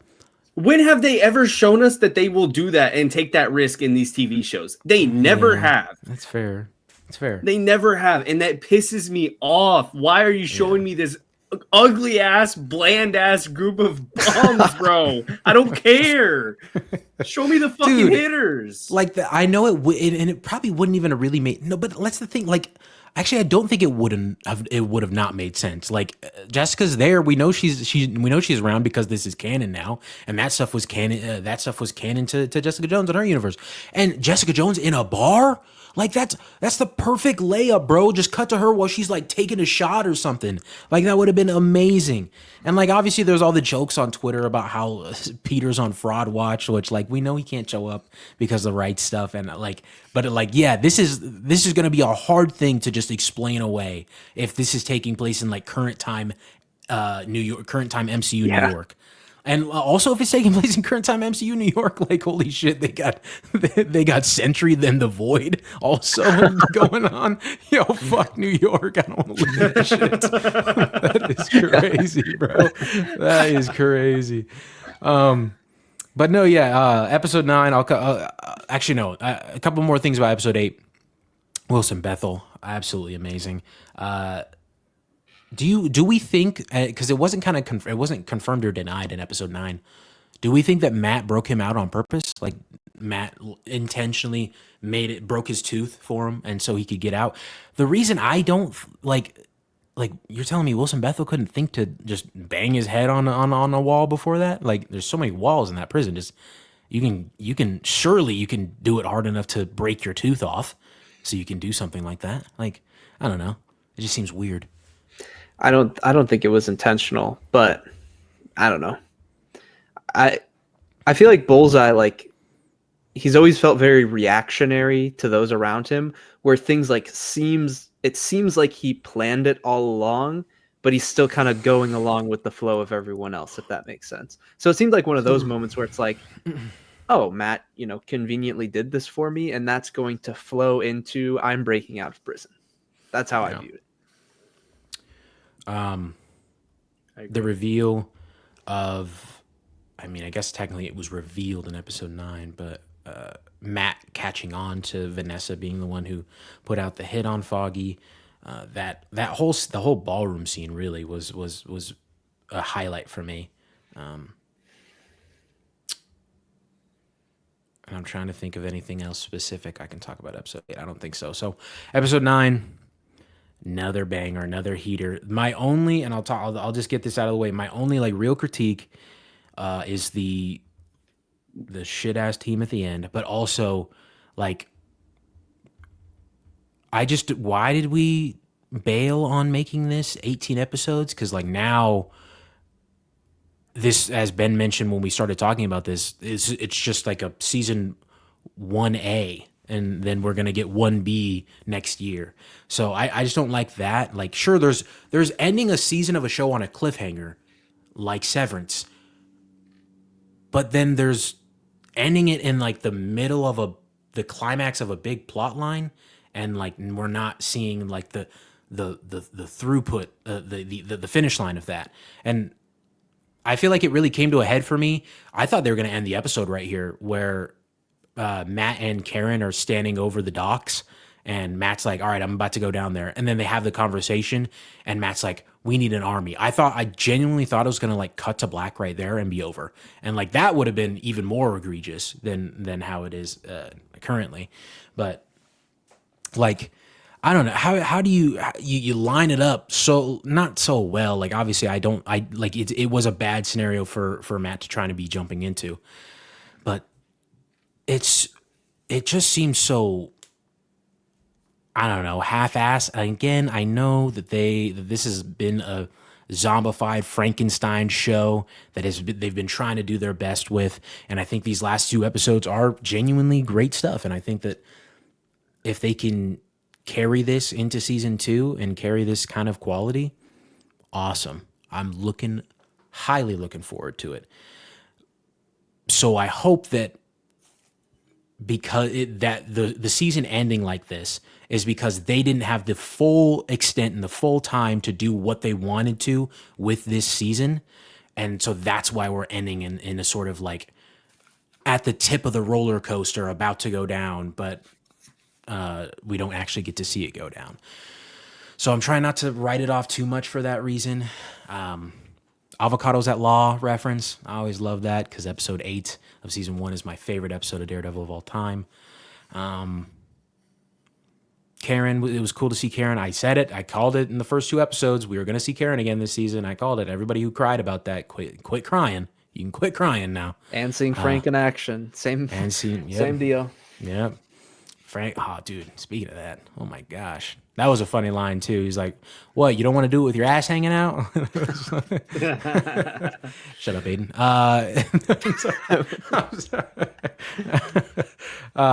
Then the grenade scene, too. Kirsten Defender. Can't believe I was defending God, Kirsten. Come no. on. That's how you know the bar is so low for you. This man okay. here. God, I don't right. even want All to right, get your started friendly with neighborhood you. Spider-Man dick rider. All right, buddy. Oh, yeah. Everything that happened in that show. Every You single defended everything character in happened that, show. every single character in that compared to Kirsten's development. Nico. Oh, okay. Nico for sure, bro. Yeah, Nico. Yeah, Peter Yeah. Parker. Yeah. All over yeah, Peter Parker until All the last over 2 episodes. Kirsten. All over Kirsten. It's crazy. But no, and then the Punisher thing with him sitting in sitting in the chair surrounded by all of the crooked cop guys. Great scene too. Like, you admire me, like you don't know anything about me. You think you know my pain. Such good stuff, and I love that. Like, I say I love that Frank's sticking to his morals. I don't doubt that he would, but I would think that maybe like he'd try to get out of it and like pretend that he wants to join them and just kick their ass. Because we see it in the post credit scene, you know, a little bit like he's pretending to be this nice guy, yada yada yada, to get out of the cage. Excuse me. I also really enjoyed the the fight scene, the gory fight scenes. They were they weren't kidding. I think that the most gory thing that they were probably talking about when they said, because they did the same thing that they did with Moon Knight, except this time it actually meant something, where they said that there's one moment that is just super, super violent, and they can't believe that they got away with showing it. And like that was an insane moment too. Like that was crazy. But it's cool to see. I think that tops, for me, I think that tops the season 1 of Daredevil smashing the guy's head in the car door. I think this tops that. But to round out my thoughts, because I'm kind of going along on this with what Ben mentioned as for like my ranking of the entire, or not ranking, but my rating of the entire season. I will give a ranking for the season as well. For in terms of the entirety of the Daredevil seasons, this is definitely the bottom of those seasons. I think it's worse than season 2, just a tad bit, just because like, oh my God, episode 7 was so bad. I don't think there was an episode like that in season 2 of of the original show of Daredevil. Like there was no episode that bad. Like, cause that was just like cool. The fight scene with Muse was cool, but like that's the only thing that episode had going for it, truthfully. And even then the fight scene wasn't that cool because like we talked about, like the editing was so bad in that as well. But my overall rating, I'd probably give it like 7.5 out of 10 to 7, maybe a 7. 7 to 7.5. I'll have to think about it and let you guys know where I land before we finish with this podcast episode. But yeah, that's it was a good season. It was not a bad season by any means, but the worst of the 4 seasons of Daredevil that we have gotten so far. And I hope that with that being said, though, I think season 2 has the potential to be one of the greats, truthfully. So I hope we see that come to fruition. I think you're tripping. I'm not gonna lie. Not about the season 2 being one of the greats, but I thought about season. Wait, sorry. I thought you were enjoying the show a lot more than like a 7 out of 10. Oh, I'm gonna be honest. I think 7 is high. Like in terms of like the rate the other Daredevil seasons. Okay, season 3 probably 9.5. 10, buddy. That's shit. Season 2 probably an 8. I mean the Frank stuff in the first half really damn good. I love the Elektra stuff in the second half of that season. The hand stuff not so much, but all that other stuff fantastic. And then season 1 probably 8.5. Like I mean, season 1, like with Wesley, as Aiden mentioned, like Wesley is such a good character, and his the dynamic between the early days of Karen, Foggy, and Matt. I don't want to talk too much about it. I know you just said to rate them, but I think that like the bad and mid episodes of this season like really somewhat like bring the season down over. Like, dude, episode 7 is really bad for me. Like, it's really bad. Like, I know you said when we talked about it, it wasn't as bad for you, so that might be the differentiating factor here. But episode 7 was so bad. It was not good. And episode 6, I remember like that was the first fight with Muse, and like that was a good episode, right? And him finally suiting up, that was a good episode. Episode 5 with the bank robbery stuff, which was the filler episode, but it was still a good filler episode. I even like with that, I don't think that like I struggle to think of like the filler episodes of season 2 of Daredevil were like Frank and Matt sitting on the rooftop talking about their morals, like that's what a filler episode was in that back then versus the filler episode now. Like filler episode now is still good, but that is crazy, and I like episode 4 for the discussion he had with the guy he was trying to get out of probation, out of parole or something, because he wanted like no jail time or whatever. I like that conversation. I know Aiden didn't really care for that. Also, obviously, the Frank conversation was a huge standout. But then, like beyond that, I don't really remember what happens in the rest of episode 4. That's the one that I really didn't like, because the first half is a lot of like Fisk stuff. That's like him looking over the pier, talking about the Red Hook port, and then the children the singing kids to him, singing, and like that. The first 30 minutes of that, genuinely, Charlie, and I said this whenever we first started talking, a fucking snooze fest. And the back half, once we get to the Punisher stuff, is great because it's Fisk and Vanessa in therapy, Daniel partying, the conversation with the dude that was stealing, and then the port. And then after all of that, the children singing, everyone singing, he cusses out Daniel, and we get to Fisk and we get to Matt and Frank. What in that first 30 minutes is spectacular. Genuinely. Yeah, see, and it's like that kind of stuff. And then like episode 3, Hector Ayala, good stuff. Obviously, we really loved that episode. All of us did. And then you get to episode 1 and 2, and we praised those as much as we could as well. But then I also factor in, like, this isn't a complete season to me. Like, we leave off on like such a big moment, and like it's just. I feel like that ruins a lot of it for me. So I still think 7 is a good score, 7.5. But nowhere up to the peaks of what it used to be. So, sure. I'll start by talking about the whole like cliffhanger ending feels like only half of a season. I think the main reason for that is probably with all of like the reworking and reshoots, and so they just decided like we're gonna cut this story in half and make sure that this half is good, and then we'll take more time on the second half as well. And like if that, they technically, in a way, they delayed half of this season by a year. Like we were supposed to get 9 more episodes right now. And I've always said that like, if a delay means that they're putting more time and effort to give us something good, then I'm okay with it. And so far, like I'm very happy with season 1 as a big Daredevil fan, probably like my favorite superhero show of all time. Absolutely love it. Think it's incredible. Across all 3 seasons. I'm super happy. I mean, it's not like I'm way higher on it than you are, Charlie. And I'll get into that a bit later. But still, like I had said this very clearly, that if they mess up Daredevil, that I couldn't forgive them for that. And so I'm happy to say they didn't mess up Daredevil. Okay, all right. Which that's a big thing for me. And like I can't say that about a lot of recent Marvel projects. Like if Thunderbolts is bad or mid, I don't really care. On to the next. We'll see about Fantastic Four, and that would be the same. It won't be though. It won't be though. Yeah, I mean I hope it's not. But this is one of those things that it's like if you're doing this, you have to do it right.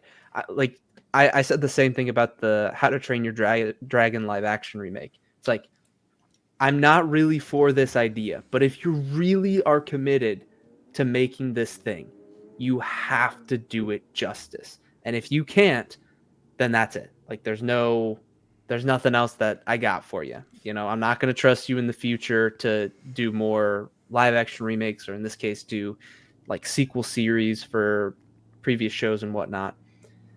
But anyways, that aside, episodes 8 and 9, phenomenal. I think this is the best pairing of episodes. Like I said, it was easy to view it as kind of one episode just because I watched them just a couple days apart, which was great. Everything that Charlie said, I think is accurate. I agree with the side characters and whatnot. I am much more interested in some of these characters than I was earlier on with even just like Buck, or what is what's his name? Michael Gandolfini. What's his character's name?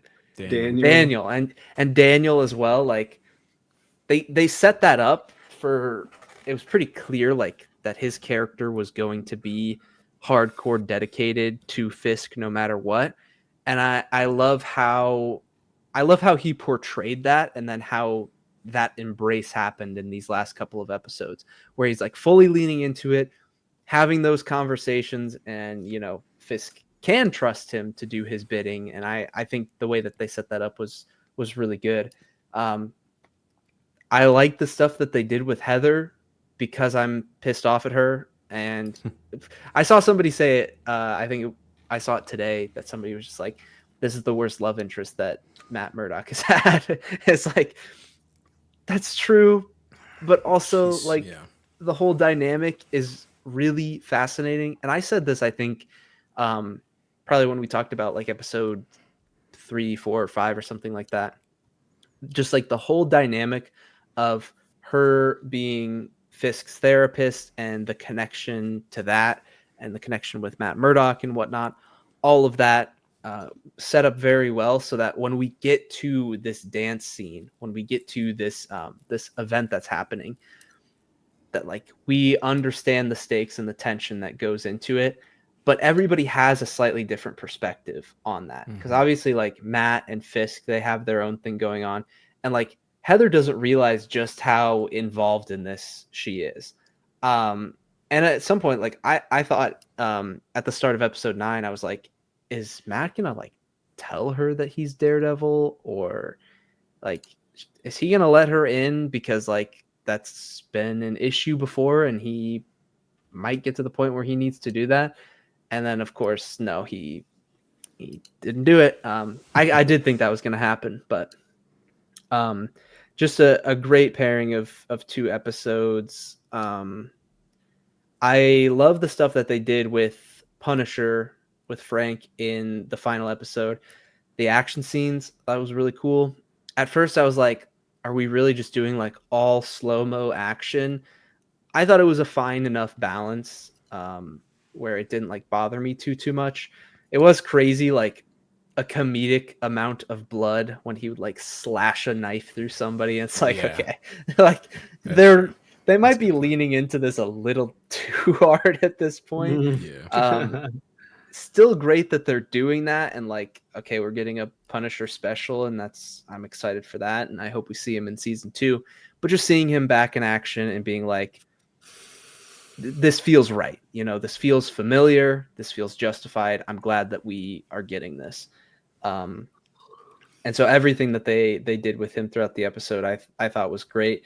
Even the little dynamics that him and Matt have always had about to kill or not to kill, and some of those little moments where Frank's like, Red, that's your guy, he's right here, and then like he's still messing with Matt about like, you want to do it, and then Matt's kind of dealing with that internal struggle of if it's worth it or not, which again, I think I mentioned this like in the first 3 episodes or something when we discussed it, weirdly similar to like what Invincible was going through throughout season 3 of that show. So kind of interesting how that parallels of like just the ongoing superhero question of, is it okay to kill, and the moral dilemma that happens because of that.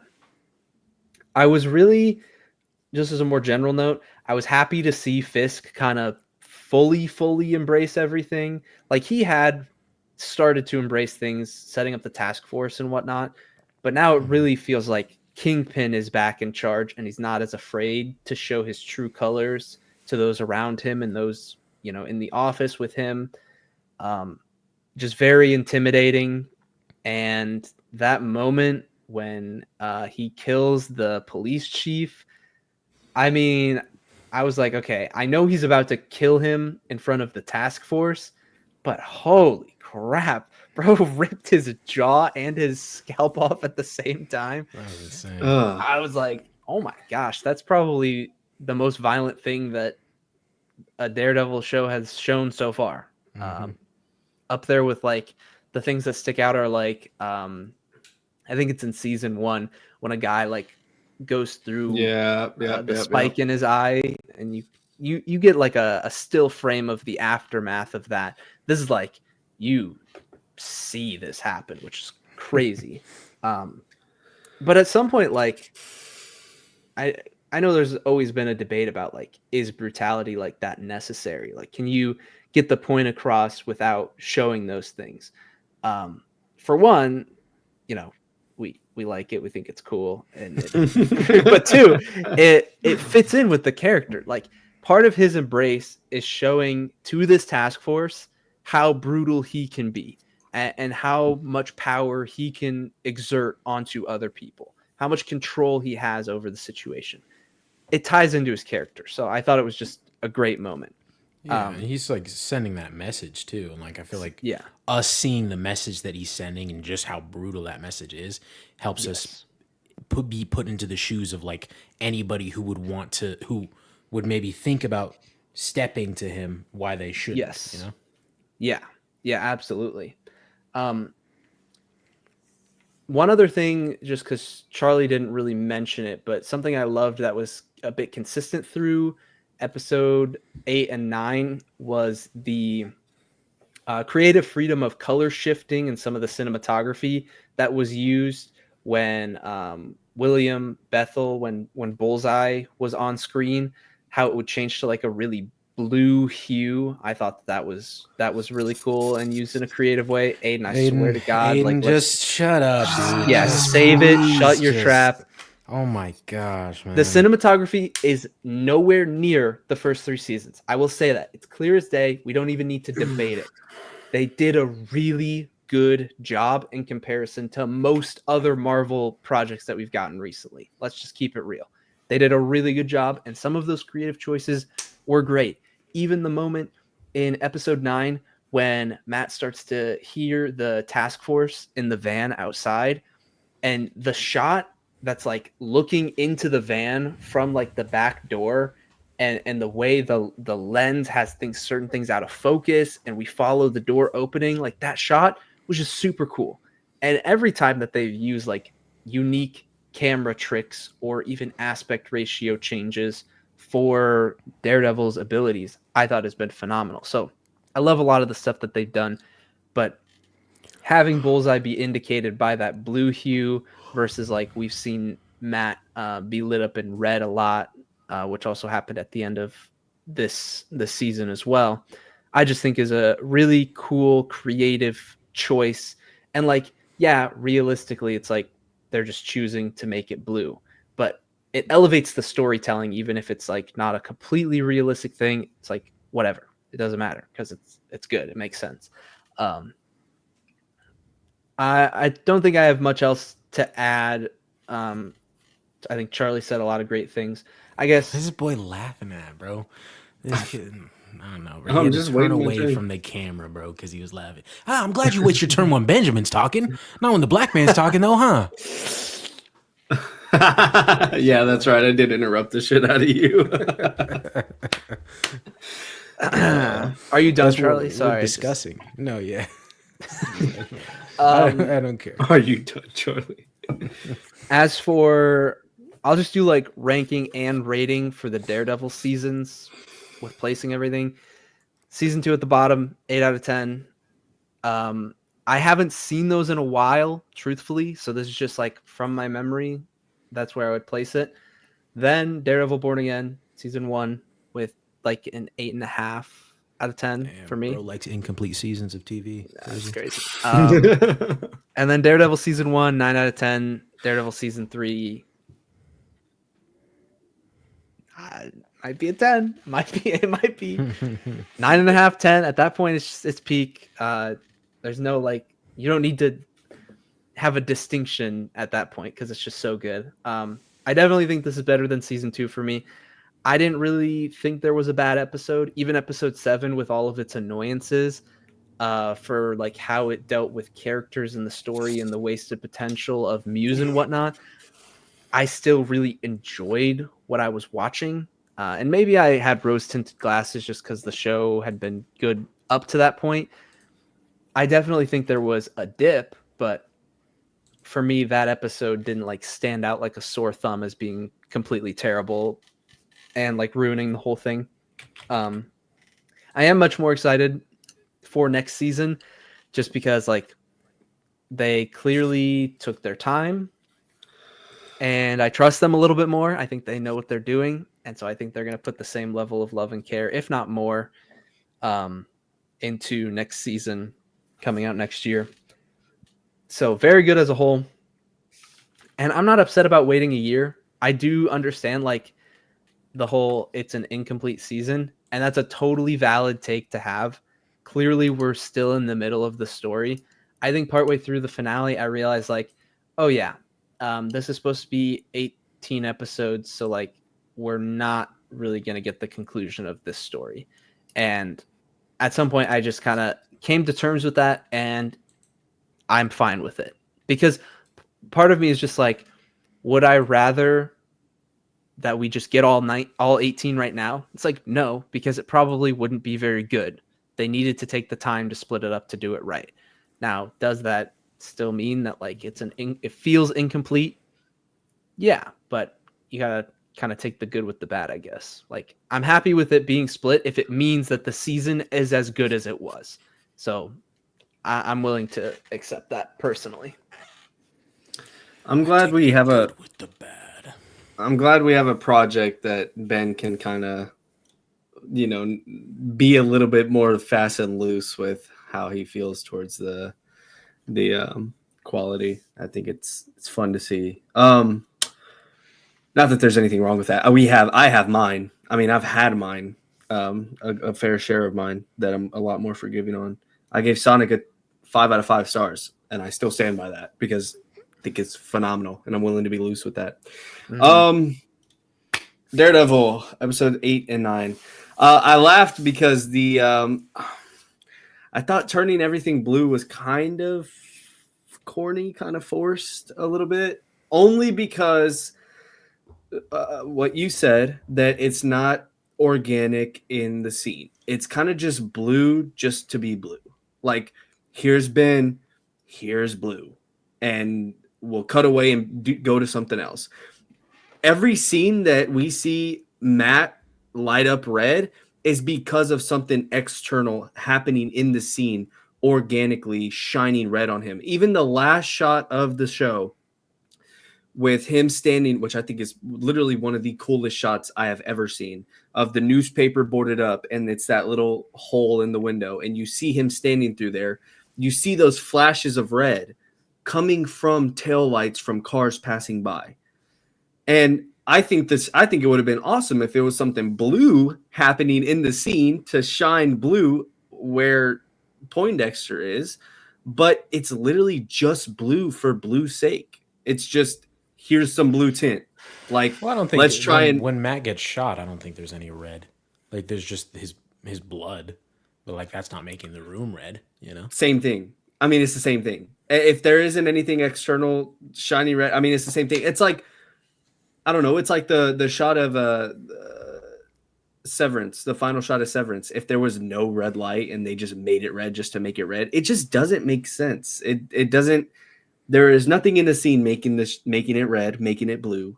So why is it? Just to get your shots off? I don't know. Like, I feel like everything, and I'm not arguing that Netflix cinematography is better than the Disney Plus, but this felt like a cheap way for them to be like, oh no, but look, we still got some sauce in that department. Check this out.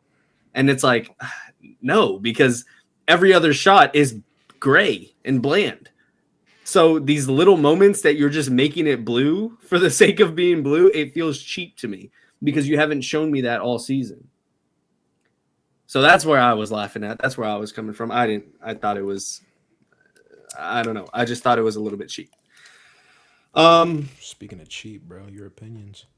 So speaking of cheap, hey, good one, Charlie. Thanks, man. Yeah, definitely. I'm getting all my notes off here. I think Loki season 2 is still the best MCU show. I concur. I think this would be top 2, maybe top 3. But like, if I'm saying top 3, I'm just forcing hate, and I don't want to do that to the show. So, yeah, I think Loki season 2 still better. What would be 2 if you were to say that? Honestly, at that point, you're forcing WandaVision. Oh, because that'd be my 3. Okay. Because nothing else is okay. really that great. Come on, get Moon Knight in there. Jeez.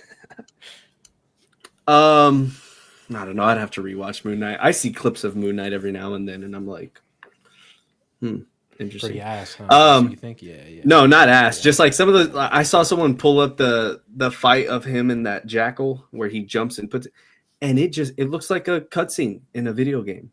Like, what are we doing? It's almost like it's a show based off of a comic book. Like, what are you talking about? Oh yeah, let me give it grace for looking ass. That's what a crazy. What the hell was that, man? No, I can't lie. That was a crazy ass fucking way to try to defend that shit. That's insane, dude. That's actually insane. That was insane.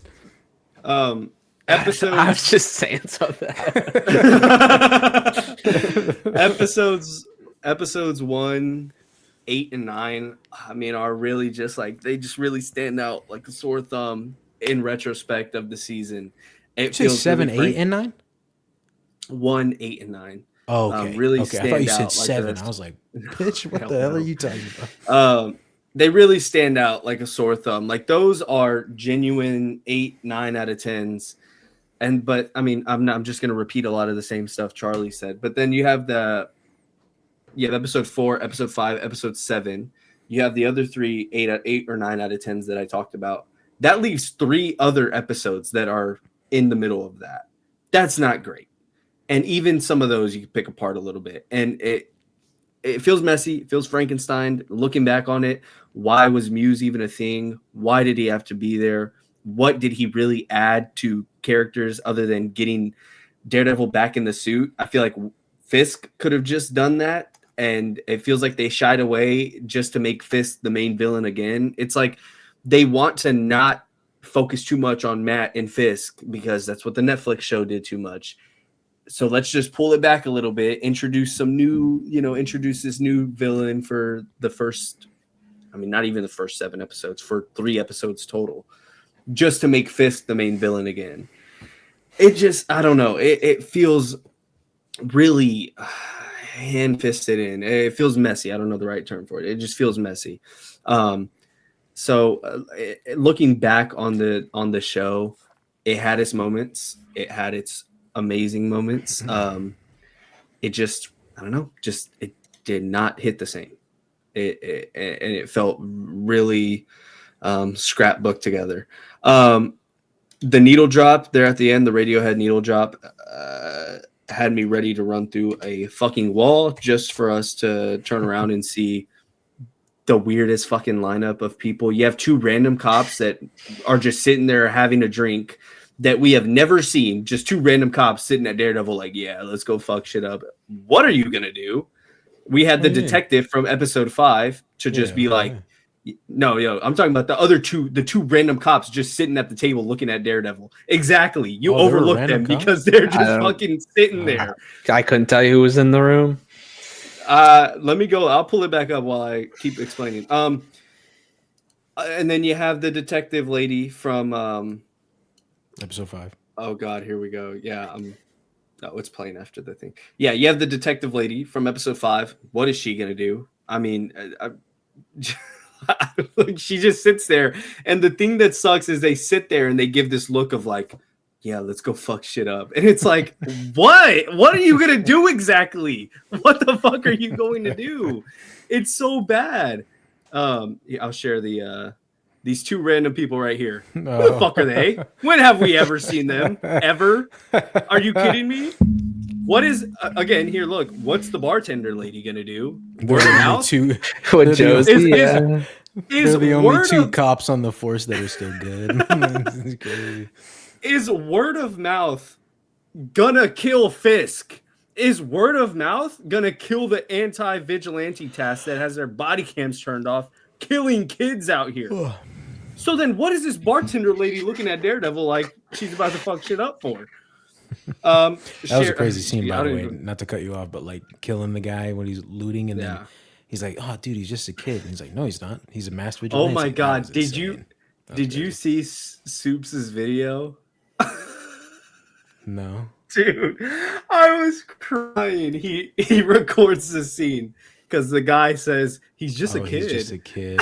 Dude, no. Dude, Hell it is yeah. the No, that's funniest sick. shit That's I've fucking ever- sick. He said, Hell yeah. he said, man, I don't think I'm ever gonna escape this. And he's like, I mean, even my comment section, my fans are already corrupt. He said, and now it's in the shows we're watching. And he's like, dude, That's like I the was crying. you guys know the fan four stick post credit scene where Miles Teller's like, Oh yeah. say that again? And like people use that clip for everything. Dude. And then Matt said that I think in episode 8 he says say that again. And so that's been getting clipped as well. In his apartment. I don't remember exactly. I think it was with Frank or something. I don't know. Anyways, yeah, they have a lot of random shots on these characters that just are there. It's a bad scene. Really, really bad scene in my opinion. And yeah, that's about all of my notes. But for the good, I did like episode 8 a lot. I did like the finale. I thought it was a great finale. It is incomplete, but I think it does a good job at fixing what was tarnished there in that first season. For it to still maintain about a 7 for me, I think is a win. I think it's fine. I'm happy to pick this apart if it means that for the majority of the time I was having a fucking blast and that there was a lot of really cool things and they didn't tarnish any characters that were already very well established. Totally fine with me. I think it's still a win in Marvel's book. And I was thinking like after that Fisk scene, I was like, man, it's really cool that we have like this finally feels like an established universe because you have the Loki stuff. Like you can go watch Loki for this mystical time, like multiverse type of TV show. You can come watch Daredevil for this vigilante, like hardcore balls to the walls superhero TV show. And then you can jump to WandaVision, you can jump to Moon Knight, you can jump to all these different projects. And I feel like we finally have that, like, we finally covered all the grounds that we've been wanting as as fans for a while since we got the Fox characters and since we got Matt Murdock back. We finally got the full spectrum of Marvel universe.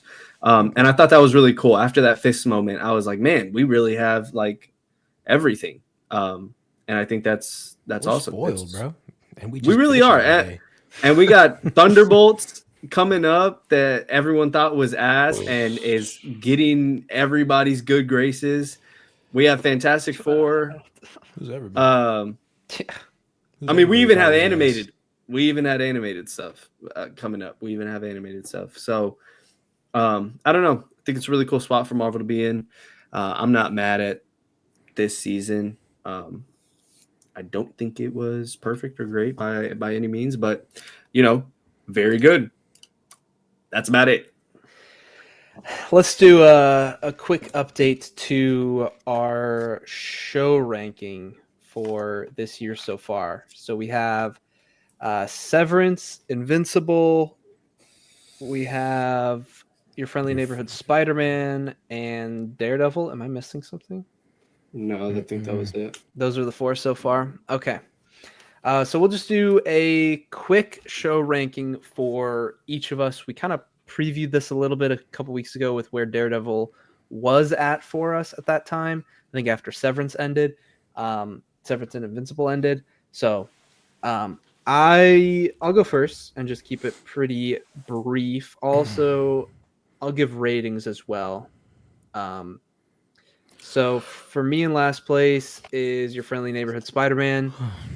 I think I landed on a 7.5 or an 8 out of 10. First half of the show just wasn't doing it for me. Brought it back a lot, but like as a whole, just didn't maintain the same quality throughout. If it did, it would definitely be up there, but just didn't have me in the first half. In third place, I'd put Daredevil Born Again at like an 8.5. Then above that would be Invincible, probably also an 8.5. I would say that they're pretty close. Like I could see myself going back and forth on it, but a really good season of Invincible for me didn't quite live up to season 1, but still very good. And then the top spot is Severance season 2. 9 out of 10 minimum, I would say. Like I could see myself like reflecting back or even rewatching and going even higher. I feel like the more that I think about the show, the more I'm just like, this is just incredible. Like through and through, it's phenomenal. So I could see that going up, but it's definitely the best of the shows that we've watched so far this year. All of them very good though. Like kind of crazy that we're in April and I can make this list of these 4 shows, and we're about to add The Last of Us and or season 2. So yeah, very exciting, but all very good. Hard to rank. My list is the exact same as Benjamin's. I guess if I wanted to give ratings to each of them, Your Friendly Neighborhood Spider-Man's probably sitting at like a 7 out of 10 for me. Actually, no less. I'm gonna go 6.5. 6.5 because like really the entirety of the season for me was what carried it was like the Lonnie stuff until you get to the later like last 2 or 3 episodes, then it starts to ramp back up for me. Good show in the end. 6.5 isn't nothing to shake your head at in my opinion. And then for Daredevil, I already gave my rating on that one, so I won't do that. Invincible, ooh man, that's a 9 out of 10 for me, baby. That is a 9 out of 10 season of television. I can't praise that thing enough. I think the rant I went on for when we finished season 3 of how just good it was, or I think I did that in episode 7 for the show. So I've said my piece on that. And Severance, 9.5, close to 10 out of 10. Fantastic piece of television, bro. Fantastic piece of art. Except for that Cobell episode. Yeah. All right. Number 1, my favorite show of the year so far, Severance. Obviously, 9.5 out of 10. Okay, bro. You got to be different. You got to do it backwards. Oh, start at number 1. Oh, I didn't know. I thought. I mean, I No, figure it doesn't all of matter. our top 2 are Severance and Invincible. So I was like, I'll keep I everything. was just kidding. It don't matter. Yeah, that's what I thought. Severance, favorite show of the year so far, 9.5 out of 10.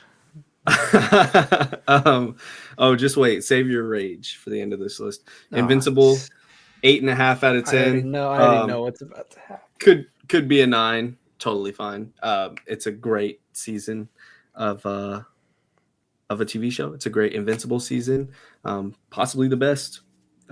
Actually, definitely the best. Definitely. That might go up to a 9. That's a great fucking show. Great season of a show. Mm-hmm. Third at a 8 out of 10, Your Friendly Neighborhood Spider-Man. Could even go up to an 8.5. I think that's still an amazing project. It's still an amazing Spider-Man project. Don't listen to what haters have to say. They're in the minority, so don't let it get to you too much. Daredevil at last. Bro, you hate minorities. So you hate minorities. minorities? Is that what you're saying? You're saying you hate minorities? I hate bad opinions, which both of y'all seem to have when it comes to this show. Daredevil 7 out of 10 at the end. So, but who knows? The Last of Us might take that end spot. Holy fuck! without this first episode went. Damn, Aiden just gave a little bit of his hints on maybe his thoughts on episode 1 of Last of Us season 2. Speaking of which, I guess we'll transition over. Yeah. I think I'll go first with my thoughts on The Last of Us season 2. The way that this is going to work is we're going to give some spoiler-free thoughts on the episode.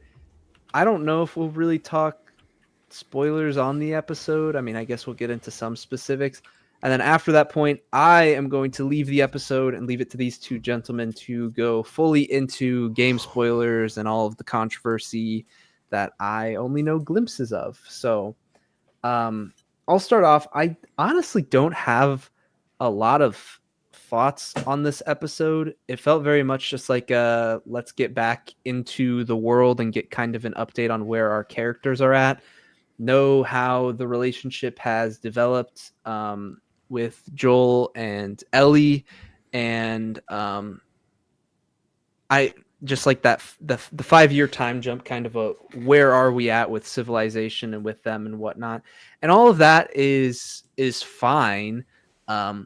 It feels weird that we're doing that in an over hour episode of television, and it feels like that's like the main thing that we accomplished. They were obviously setting some other things up with the intro and the final scene of the episode, which I think is a cause for controversy, but I don't fully know why, and I'm not sure if I'm supposed to know why. Wait, sorry, say that again.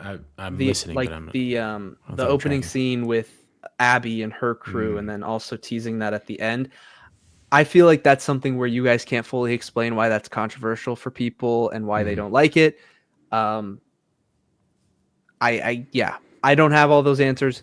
So for me, it wasn't bothersome. It was just like okay, this is a thing that exists. We'll see where it goes. So in the context of somebody who knows nothing about the games and is just watching the show, it didn't like stick out as like, oh, that's a weird scene, or oh, that bothers me.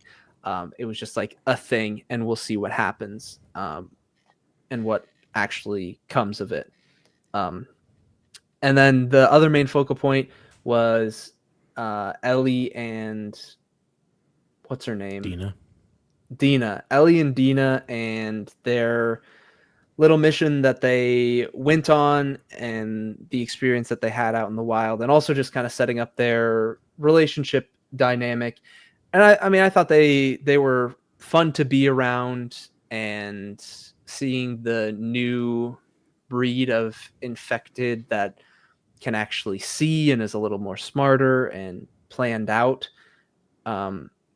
Kind of like a clear evolution. If you're going to do a sequel to the game, is like, okay, we need to like evolve things on both sides for both our heroes and our villains. So it's kind of a logical extension, and will be interesting to see how that ends up playing out within the season.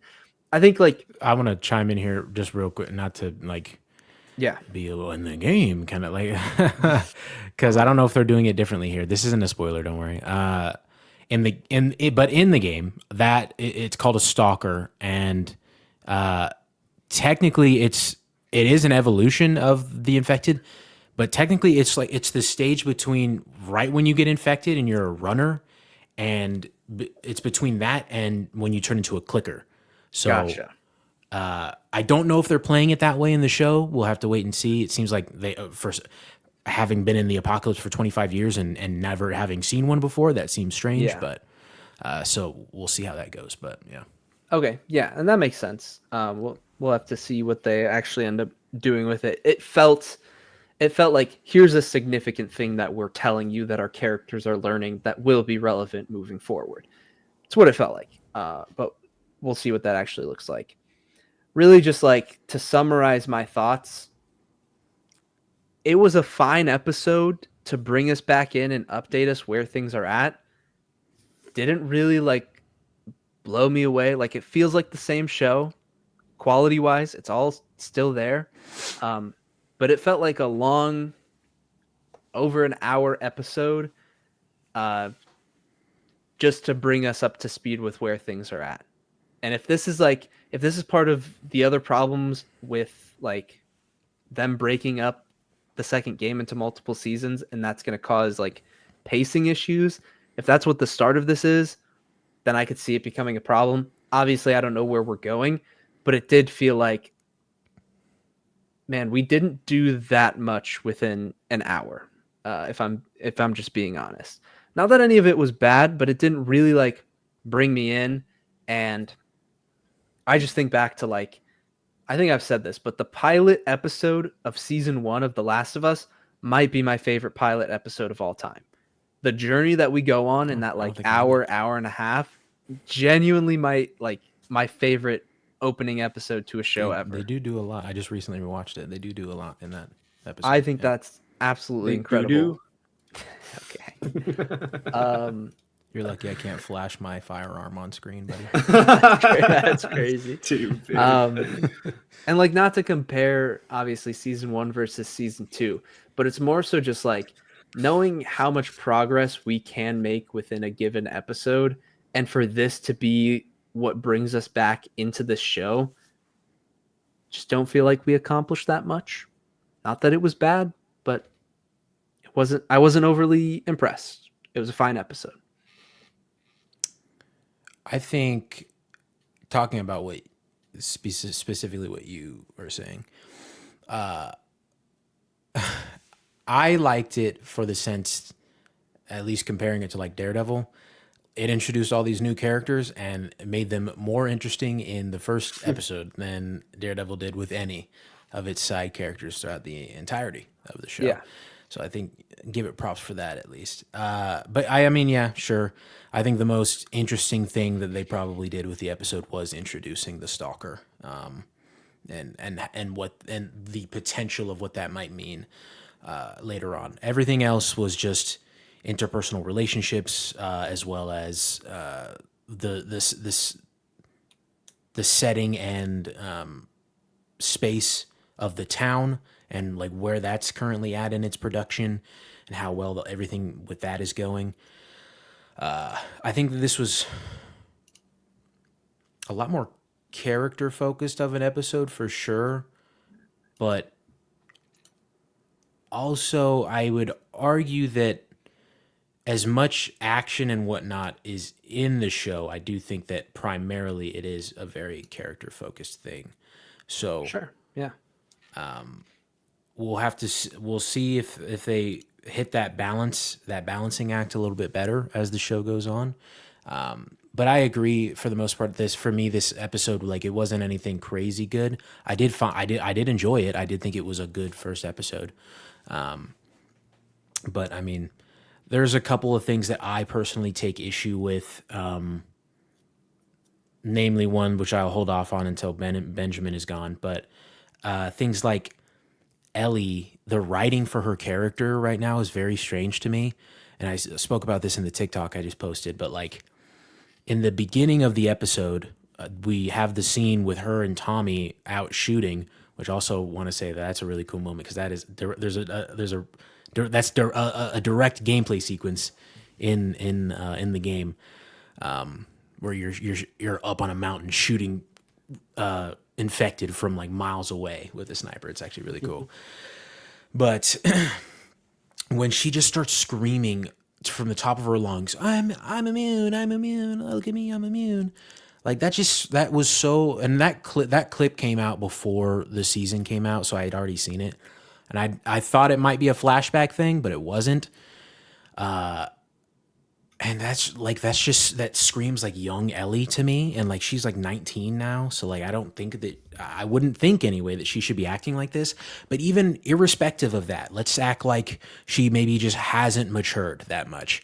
But if that's how careless she is with her immunity, why in the same episode later on, do we see her after she gets bit by the stalker? Does she take her knife and cut it to make it not look like a bite? Because she is so careful about not getting caught. Like, it's just, like, what do you make up your mind as to like how Ellie is perceiving how careful she needs to be with this immunity thing? You can't have her throwing it around carelessly. Because she has no idea who could have heard. Like, I get it, they're up in the mountains, but you have no idea. You have no idea who could be around, who could hear you doing that. And then you get bit, but you decide to cut it up so it doesn't look like a bite. I don't know. There's not a solid through line of logic here when it comes to her character writing so far with that kind of thing, and I am interested to see if that's going to continue with the rest of the season, because I hope not, because I really don't think that's very good. Some other highlights: the Joel stuff with. I know I'm going like full spoilers here. I just figure like people who care they'll stick around, and people who don't will leave. The Joel stuff with therapy, I thought was pretty good. Catherine O'Hara, I don't really know much about her. Obviously, I just saw like the Home Alone movies when I was a kid, and she does a pretty good job here. Like a really good job, truthfully. Like her read and like her read of Joel and her ability to play off of like how much disdain she has for him, but then also how she's setting that aside to do what she needs to do in order, like with this therapy job. And Pedro Pascal, bro, oh my gosh, I can't wait for him to be Reed Richards. I cannot wait to see him as Reed Richards because the subtlety in his performance in that scene, from going from like hyper emotional and about to like pour his guts out to her, to the flip of a switch, just angry almost, and without saying any words, and just gets up and then says some words and says, "I saved her." You know, I thought that was really good. Boy, you best sigh again, Aiden. Sigh Bro, again, I was buddy. breathing. Yeah, it was a big old sigh. Not everything's about you, buddy. Yeah, damn right it is. Then the Dina and Ellie stuff I enjoyed as well. Isabella Merced is actually she is really good as Dina. She does a really good job.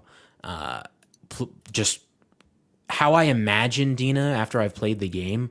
I think that this is like Dina literally come to life, I guess. She with even more. I think there's more to her than I thought so with Dina in the game so far.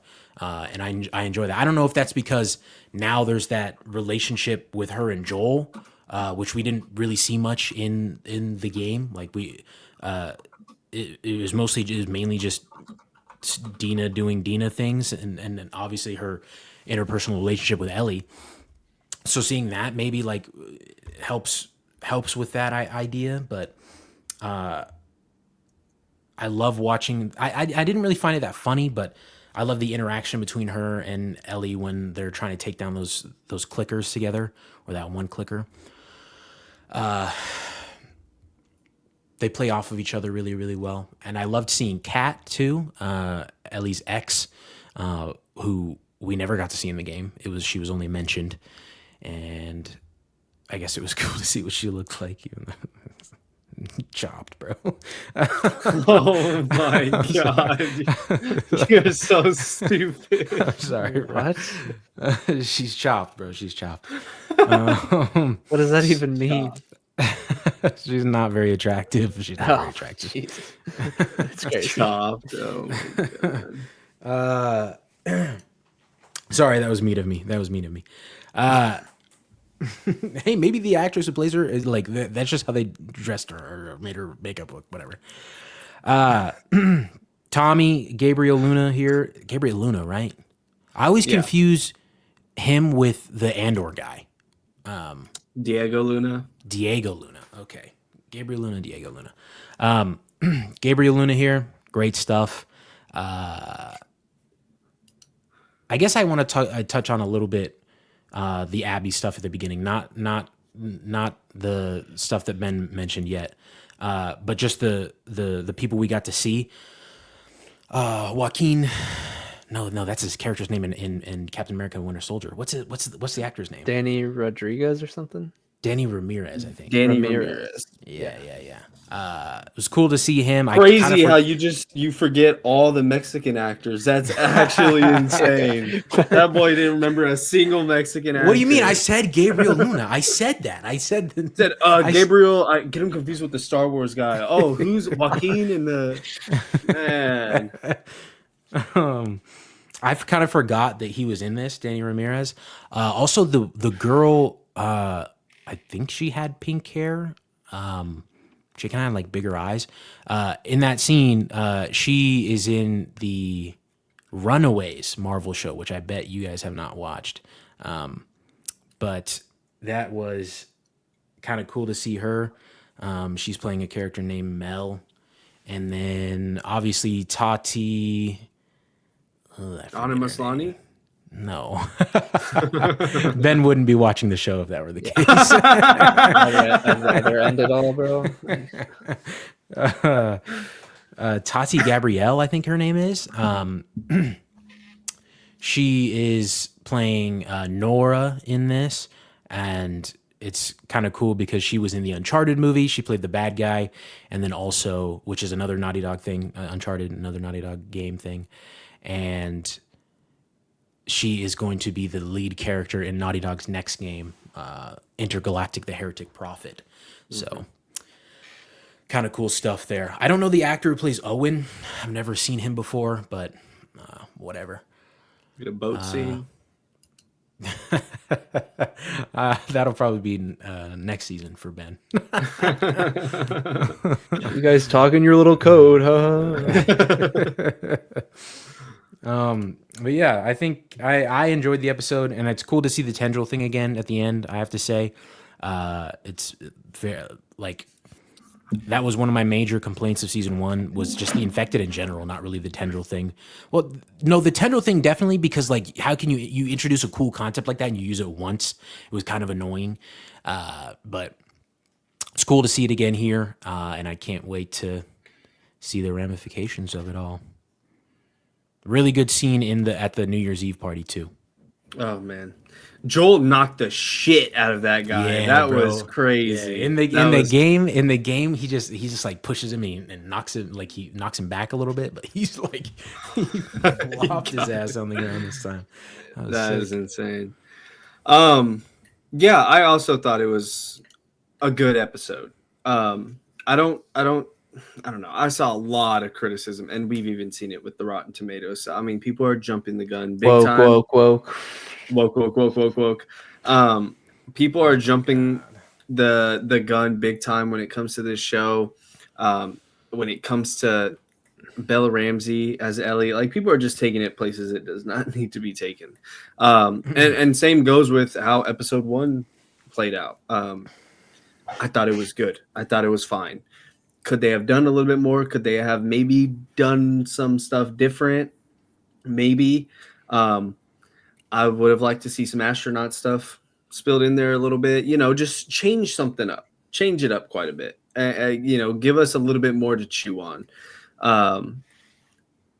Instead, they play it almost exactly how the game goes. I've been far removed from the games, for a long time, but as far as I can remember, it plays out kind of like that. I don't know, Charlie, would you push back on that? You can, because like I said, I would push back on that, but I'm not gonna. I don't want to get into it right now. Oh, well, okay, yeah. Anyways, whatever. My bad for being here.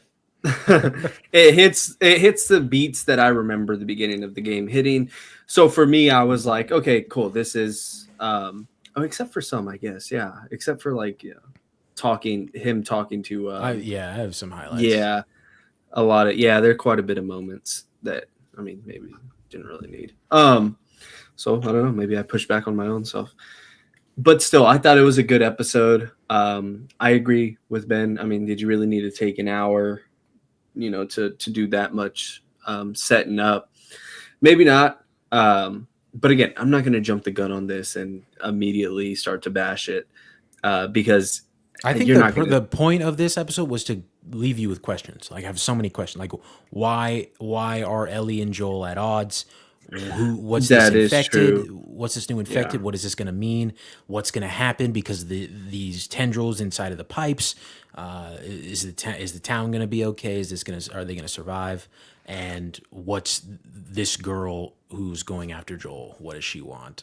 Or not what she wants? We know what she wants, but why does she want it? More say, because like. I start to have thoughts about episode 2. Then it's like, man, if that's the goal you have with episode 1, what does that next episode look like? So I thought it was a good episode. It's fun to be back in the story. It's fun to have those questions like, why is Ellie mad at Joel? What happened in those 5 years? And, what's significant about these things that are being teased to us? So, it's fine. It's not 56% on Rotten Tomatoes bad, but, I also don't think it's 96% critic score good. It's a good episode, and I was happy with it. And I'm ready to be back on the saddle. You know, that's really all I can say about it right now. You're not going to beat that episode or that season 1 pilot. You're never going to beat that. I mean, that was gold. I like what Ben said. I mean, that's a great. I remember watching that and just being, in terms of Charlie's words, a giddy little bitch watching that episode. It's cinema. Lost in the darkness, look for the light. What was the Tell title me of to this look for the episode? light. Oh, Future Future Days. Oh my Days. god. Future Oh my Days. god. Mm-hmm. Ben, you have to listen if you haven't to Pearl Jam, Future Days. Great song. Okay. I will just leave it at saying, if this is kind of a more character-focused setup episode so that we can get a better rest of the season, I'm totally open to that. Totally good with that. Doesn't make this episode great for me. That's just the truth. Like, you need this to get to those great moments, but inherently this isn't going to be up there. So I thought it was a fine episode. Of course, I'm looking forward to every single week and seeing where they take things. But if I had to rate this episode, I'd give it like a 7, which is not bad by any means. I really just think that they're hinging on like these questions that people are going to have, keeping them interested. I think that's what their plan was. I think is a fine strategy, but you always have to realize that like the setup of things, if it's setting up something that's going to be really cool and going to be paid off later on, it's really easy for the setup to seem worse than the payoff, and that's just kind of the reality of it, which is fine. Like it still can be good within that, but that's just how I view it, at least. With that being said, I'm going to hop off, and Aiden and Charlie are going to continue this discussion with full spoilers, talking about the game and the controversy within this episode, why the show's receiving backlash, all of that fun, good stuff, since they have the full context, and I still know absolutely nothing, which is great for me, but also great for them to get to discuss those things. So I will see you guys next week. Sign off. Peace. Adios. All right, full spoiler talk. I cannot wait for him to see that man's world is going to be rocked. Just real quick, this is game spoiler talk. I'm writing the chapters out right now, and I have The Last of Us episode 1 spoiler talk. So I don't know. People don't listen to this podcast anyway. So but if you are, if you made it this far and you are just like Ben and you're only watching the show and you have not experienced the games, please click away. We'd love for you to experience what's going to happen for the first time. So, adios, all right, to those people. Go ahead. So, firstly, the Abby stuff is what I want to talk about the most, probably, because that's what everybody's up in arms about the most. I said it in my TikTok that,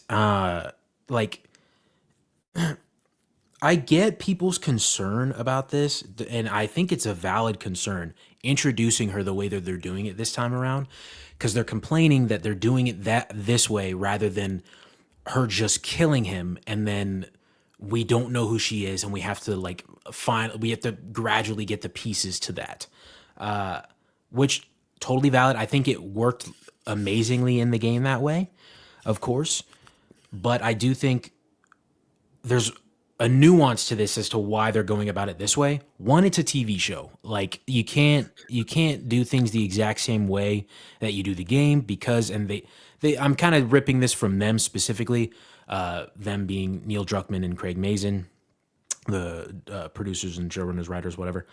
Because like in the game, like we play as Abby, and like when you're playing as a character, like you instantly have like a protection over them. Like you don't want them to die. Like you instantly, like you have a connection with them right off the bat. And so like when you're playing as Abby, like you have this connection with her and like you want to know more about her instantaneously. With a TV show, it's not the same way. If she killed Joel on this TV show out of nowhere, we don't know who this chick is, it's going to be part 2 all over again, but like 10 times worse, because they're like, it's just this random chick out of absolutely nowhere, even more so than the game, that just comes and kills this guy. So with that being said, I do think there probably could have been a way for them to do it. But the nuance of it is, I think that they're actively trying to avoid the backlash, like what happened with the game this time around. Doesn't seem to be working with that 56% on Rotten Tomatoes, but God, dude. Pre-golf club is crazy. Yeah, dude. That's the thing. Like, and why I said it's going to get worse before it gets better. I think, like, obviously, I think it's going to go down more after next week. But I think if people are willing to continue and they don't quit like they did after Glenn died in The Walking Dead, I think that they'll find a lot to love with the rest of the season, and then going into season 3. But season 3 won't matter for the Rotten Tomatoes stuff here. But I do think it could go back up if enough people like change their score or new people come in and put a higher score. So I mean, but it also probably just sounds like I'm coping. But the main point I want to say with this Abby stuff and the way they're introducing her this time around is like, the people who are so up in arms about it, dude, we got to let this play out first. Like I get the complaint, but like, let it cook for a second. Like, let it see how it's going to fucking simmer, and then we can complain. If it's really such like a terribly more shitty way to do it, then we can talk about it after it's happened. But right now, when we're seeing the very beginnings of this and we don't know how it's going to play out, like, there's no reason to get, like, write this off. And I saw somebody say, I thought I was going to be this show's biggest defender. Now I'm going to be its biggest hater because of this choice.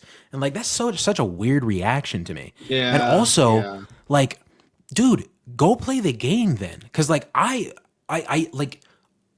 don't want to experience it's like comics, bro. I don't want to see Spider-Man relinquish his marriage and potential kid with MJ to make a deal with Mephisto. I don't want to see that. I'd like to see like a version of that, which is what we got in No Way Home, which I think was handled much better than like the Mephisto thing. So like, I do not want the game to be completely replayed, restructured the exact same way, just now in a TV show format. I have a medium where I can go and experience that already. Why would I want the same thing? And I think they're already making notable changes. Joel and Dina's relationship, Joel in therapy, a lot of stuff with Joel. They're trying to give us more Joel this time around, I think, on purpose. And they're also making changes like, dude, they did not have that conversation on the porch. Like, they did not have the conversation. I know. Fucking insane. Do you think they'll go back to that? Like, is there any way? Because you got to. I feel like you have to as well, but like, dude, imagine like, because like when you're playing the part 2, the game, I said this in my TikTok as well. When you're playing it for the first time, like, you get to the scene, because the scene where the New Year's party, like, that's not until the end of the game. That's not until you're at the farm. Yeah, you don't see that until you're at the farm with Dina and the kid. I completely and then Ellie, forgot. Yeah, Ellie wakes up in the middle of the night, and then you go play the guitar, and you start playing the song that's playing at the party. And then the whole Joel thing happens, and he pushes Seth, and she's like, I don't need your fucking help. And we know Joel's dead at this point. Obviously, it's towards the end of the game. Yeah. And so like, now we're thinking like, oh, this is from that night. All at once you're thinking, oh, this is from that night. You're gathering that information, and like, holy shit, that's the last thing that she fucking said to him. So, and you think that for I think a good 3 or 4 hours of gameplay, because that happens, and then Ellie goes to find Abby again in Santa Barbara. You play that whole sequence, yada yada yada, and then you come back with with the finger cut off, and then you come back, and then the porch scene plays, and you're like, oh fuck, they tried to reconcile, but then they didn't get to. Oh my god, dude! Even you just saying it, it's like, fuck. That is one of the most jarring things I have ever seen in a video. Like that fucking conversation that they have. And I know we talked about it 2 years ago when season 1 came out. But like, dude, that I don't think I can forgive you, but I'd like to try. Dude, I'd like that god. Too. Oh my god, see, and like that's the beauty of that shit, right? And like, I wonder if they want to like it. I don't know if wanting to hurt us more is the right way to put it, but like, maybe this time around they don't want to do that. Like they don't even get a chance to reconcile. And like maybe that's a reason why Ellie's so pissed at like part of her wants to right now maybe, but she just doesn't do it. She never has the guts to do it. Maybe, I don't know. I'm just throwing I'm spitballing shit out there now, but like cuz I don't see any other time that they cuz now next episode the infected are going to come and like they have no, like there's nothing that they could. I don't know, bro. Could they not, and this will bleed into another question I wanted to ask you. Could they not end the show off with that scene? End this season off with that scene? So like you think that they did have that conversation and we just didn't see it? And they'll play it as the final scene of season 2. Do you think and because season 1 ended with them having a similar conversation in terms of just like I forget what she says. Don't lie to me, whatever. Don't lie to me conversation. To end this season off with, I'd like to forgive you. Or I can't forget. I don't know if I can forgive you, but I'd like to try. I'd like to try. To end it off that way. Which brings me to my next question of what do you think? Because we never got to talk about how they're splitting up the game, or how they're splitting up the season, the game 2 over 2 seasons. Because Ben was always there. Where do they end this? Where do they end the season off at? What point is it? Like before she gets to Seattle? I don't know. Honestly, because then you have all the Abby stuff too. Yeah, it's a lot of creative liberty. Yeah, it sounds like from everything that I've gathered so far from like interviews and whatnot, like when they talk about specifically why they did like the Abby thing, introducing her now, they say that like you wouldn't find out why she did what she did until season 3 if they did it the way that they did it in the game because of how they're splitting it up. So I'm thinking then with that logic, if that's the way they're thinking about it, that it is going to cut off like it did in the game where in the theater when Abby comes in, kills Jesse, and then seemingly kills Tommy. Dude, imagine that. Like the season ends and it looks like we see her kill Joel early in the season. Oh my God, people would be so pissed. They're not going to do that. People would be so mad. Not even try the fake out. Yeah, they would not come back for season 3, bro. So they probably won't show the Tommy part. But I do think that they'll end like with that confrontation, and then we'll see a lot of season 3 will be mostly Abby stuff. So yeah, I don't know. You think you said season 3 will be mostly Abby stuff? Yeah, man, it's such a predicament that they've got themselves in because they're really relying on Abby, really being understood by a lot of people. Which honestly, I've thought about it. Grant, I don't know. This might sound dumb saying it out loud. How many people really are playing this game or watching this show that haven't played the game? That are out here reviewing the show on Rotten Tomatoes, or that are out here participating in conversations on Twitter about it. That's a good point. Fueling the narrative. Well, really, how many people are there? I think about people like other podcasts like the Escape podcast. I bet neither one of those guys have played the games. I think about like Soups. Soups knows that Joel dies and everything, but like I think Soups did the thing that he does with like comic books, like where he'll go watch like an explained video on it, and like I think he did that with The Last of Us as well. I don't think he played the game. There's like the Real Rejects, possibly, but I don't think so. I don't know. Like heavy spoilers or whatever his name is. New Rock Stars. Maybe New Rock Stars. I could see them probably having played it before. But Paul from Heavy Spoilers, I don't think so. Probably not. But maybe. I don't know. So yeah, people like I get the question you're asking, and it's like it's a good point. Like it's like how many people have already seen what's going to happen and like are really letting that into their like reviews of the show and on Rotten Tomatoes and whatnot. So like, I don't know. It might not be as high as I think it is. And so like to see the score go down this much already, kind of like, ugh. Yeah. Well, no, maybe you didn't interpret my question. People people that have not played the game that are watching this show, and this is the first Last of Us that they're ever experiencing, and they get to the part where Joel dies, and they absolutely hate it and revolt on the show and turn against it like they did with Glenn in The Walking Dead. Mm-hmm. How many of those people do you think are genuinely out there that care this much about the show that haven't played the game? That don't know what, like, that are Ben? How many people do you genuinely think that are out there that will drop the show, trash it on Twitter, that have not played the game? Okay. I don't think Ben will drop the show. Yeah. No, well, but I get I get what you're asking though. Yeah. You're right. There might not be that much, but I don't know, bro. People are so like, if shit doesn't go my way, then fucking get on the highway or some shit. Like, you know? Yeah. Yeah.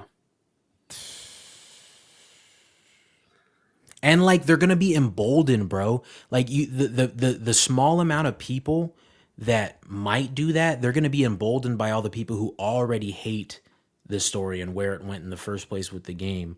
And those people are gonna be as loud as ever. So I don't know. And so like, with that being said, like, there could be people that are like on the fence about it and they're going to continue watching it, but then they see this kind of talk from those people online about why they think it's bad and they could change. I don't know. There's so many fucking variables. Okay, but if I'm going to like put a proper like bet, if you could say that on this, I don't think there's going to be a significant viewer drop off. I think I saw a stat from Discussing Films that there's, I think, a 10 or 20% increase watching the premiere of this season compared to last season. So there's more people watching now, more than ever. So I think it'll be interesting to see how many people show up for that episode 3. Yeah, I guess that increase is key. Yeah, that there are a lot of eyes on it regardless. Man, it's holy shit. I'm really excited for episode 2. I know that we're kind of just talking about it like it's gospel. Brandon texted me and he said that he saw a review that said something pretty shocking happens in the second episode. And so he was like, I think it's pretty and much. And that thing I sent you on TikTok about Neil Druckmann saying there's a song that plays at the end of episode 2. I'm thinking. Oh, really? Yeah. I haven't been on TikTok all day. Oh, okay. I think it's going to be that Future Days song, because it didn't play in this episode, Future Days. I think it's going to be Future Days. And he specifically also said not only the song, but the person who sings it. And so I think it's going to be like Troy Baker or something who voices Joel. Oh, Jesus fucking Christ, bro. If Troy Baker. Future Days. Dude, his version is the only one I listen to. And then Ashley, oh my God, is it Ashley? Ashley Johnson. Johnson. I don't know what I was going to say with Ashley Johnson's version of Take On Me.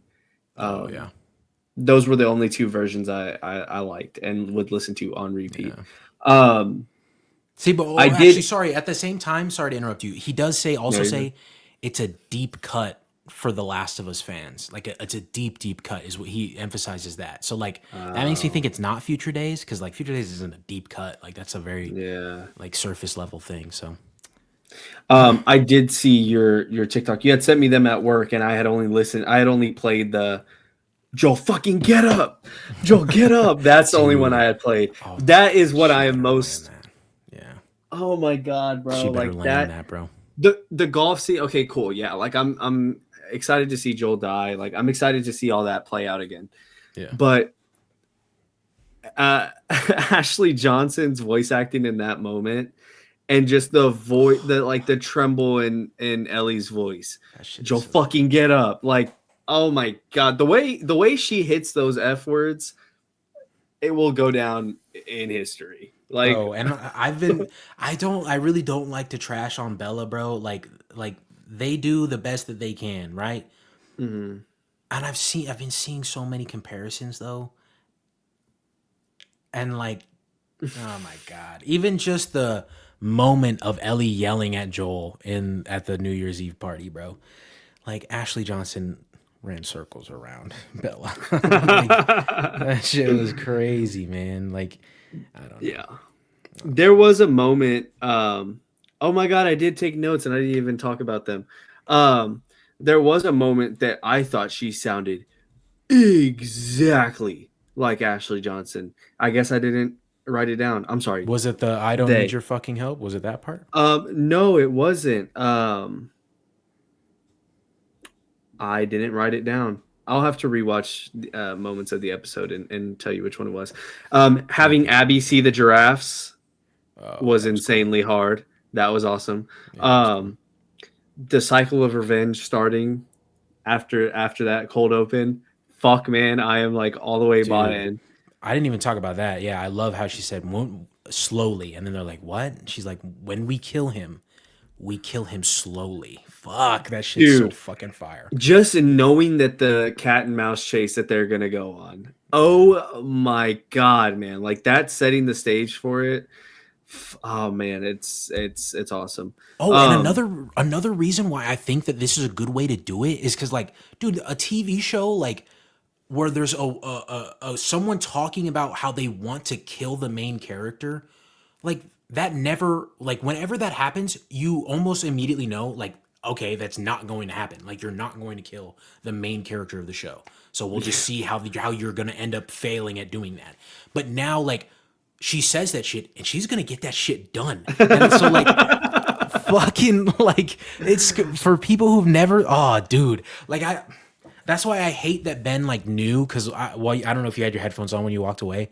Ben was like, I've heard some people complaining about the Abby situation at the beginning, and like I wish he didn't know that people were complaining about that, because like then he's like his brain might start like percolating or processing like whatever. He has like 4 days, like he can he'll hold on. I hope so, because like I feel like that's such a sick feel. That's gonna be such a crazy feeling. Like, oh, okay, this chick's fucking crazy. What the fuck? She's not killing Joel. Like, oh, this is our main villain for the season. She's like, she wants to kill Joel. Like, it'll be like, yeah, and then now next episode she's getting she's doing the fucking thing. Did you feel like the therapist scene where she says, you know what, like if I'm being honest, like I hate you because you killed my husband. Did you think that was a little like forced, as like the show was kind of holding your hand? No, not acting wise. Joel killing people and that affecting other people around him. I feel like that theme, it was kind of handheld in, which maybe not, of like, hey, look, we're sprinkling this here because later on it's going to have an effect. Maybe it was just a sprinkle. To me, I felt like, and it could just be because I know what happens. I felt like it was a little bit like, all right, did you really have to have this therapist say, oh yeah, you killed my husband, I hate you for that? It's like, oh guys, pay attention to that moment right there whenever Abby kills him. Because I don't know, I felt like it was a little too like, okay, like I don't know, what are the odds that somebody brings that up to him, to his face? Because especially because like who she's talking about, like she never existed in the game, that character, and her husband Eugene existed in the game, but like we never saw him because he was already dead, and we didn't even know he had a wife or anything like that. He died of like a stroke or something. So they specifically they rewrote that for a reason, right? And to make it that way for a reason. And I think that you might have just clocked the reason, truthfully. And I think I'm in agreement with you in that case then, because like, yeah, I do think that they're doing a lot of things to try that some people view as spineless, in trying to make the blow land softer when Joel does die, and have it make more sense for the audience, so they don't have to think too much about it. Yeah. And then I also loved how Joel kept telling himself that he's a good person. He kept saying, he made a point to say, I'm a good person like me. And it's like he's doing so much coping because he knows that guilt, that possible guilt of maybe I did just doom humanity because I wanted to be selfish and save her. I love that they're showing that little sprinkle of my selfish king, my king that thinks he does nothing wrong. That they were able to put that in there. Yeah, next week it'll be. What time did it? Because I didn't watch it until like 1 a.m. that night. What time did it come out? Same time as Daredevil, 6 p.m. Oh, okay. So it'll be 8 for us. Yeah, 8 for you. I am off work. Or I work. I'm off. Oh my god. Yeah, it's Easter. We're closed on Sunday. It's Easter Sunday. Damn, you guys are closed on Easter. That's nice. Yeah, Shit, I know. We're closed, so I didn't make a reaction to episode 1. It's episode 1 because I was like, I kind of know how it's going to play out. There's not really anything I really need to react to. But this one, I am going to be seated, and I cannot wait. That is going to be awesome. Bro, I'm excited. I'm so excited. Yeah. I wonder if, dude, we're gonna have to wait till we record to hear what Ben, because unless he like is just, I don't even think he's gonna be that upset, bro. If I'm honest, I don't think he's gonna be that Yeah, upset. no, I think our expectations are too high. I think it's just going to be as simple as, yeah, I wasn't expecting them to do that, and you know, it definitely has a lot of implications on. I don't know, maybe he will have kind of a. I just don't think he has that like Joel attachment to Joel, though. Yeah, I guess we've never even talked to him about it because it was just me and you doing the podcast, and we were just texting him about it, and we would just like give him shit for not playing the game every now and then. But at least I have never really picked his brain on like, I haven't either. So what do you think? Who are you attached to? What characters do you like? Stuff like that. So maybe, I don't know. We'll find out here in 4 days, 3 days. I can't wait, man.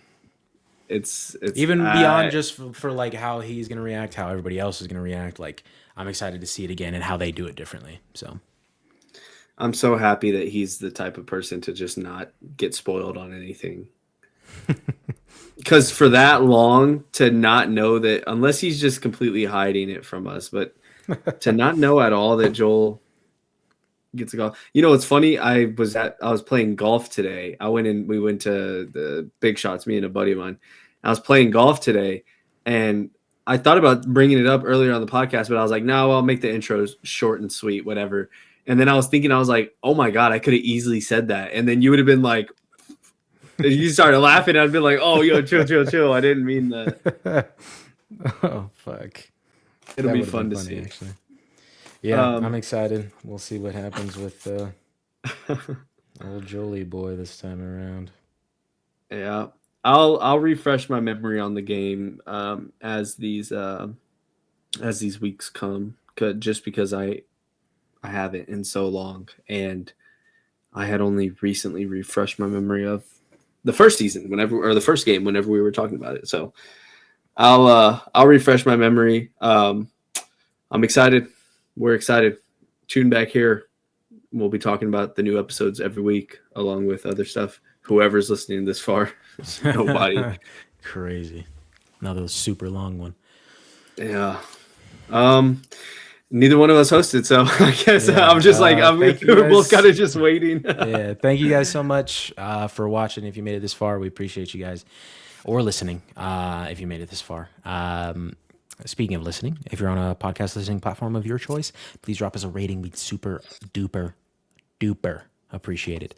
Also, drop us some fan mail because we will read it at the beginning of every single episode. You can say whatever you want to us. Truly, whatever you want. I mean that. If you're on YouTube, please drop a like on the episode. That would help us out immensely. Also, drop a subscribe. Drop a subscribe. That makes sense.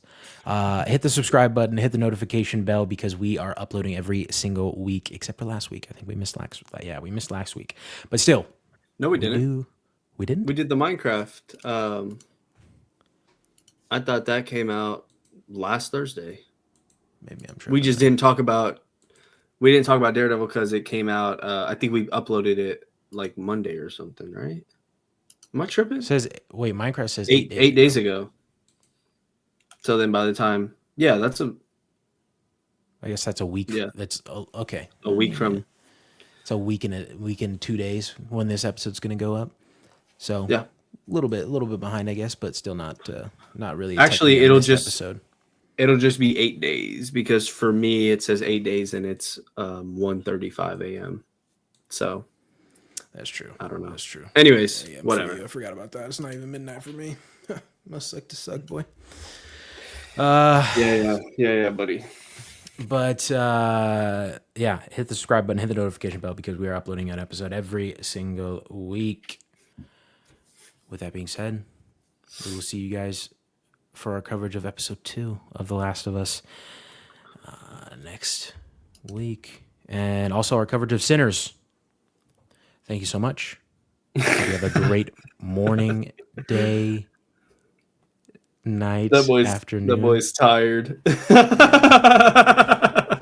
Maybe a little bit. Whatever time period you're listening to this at, we appreciate you guys. Adios. Peace.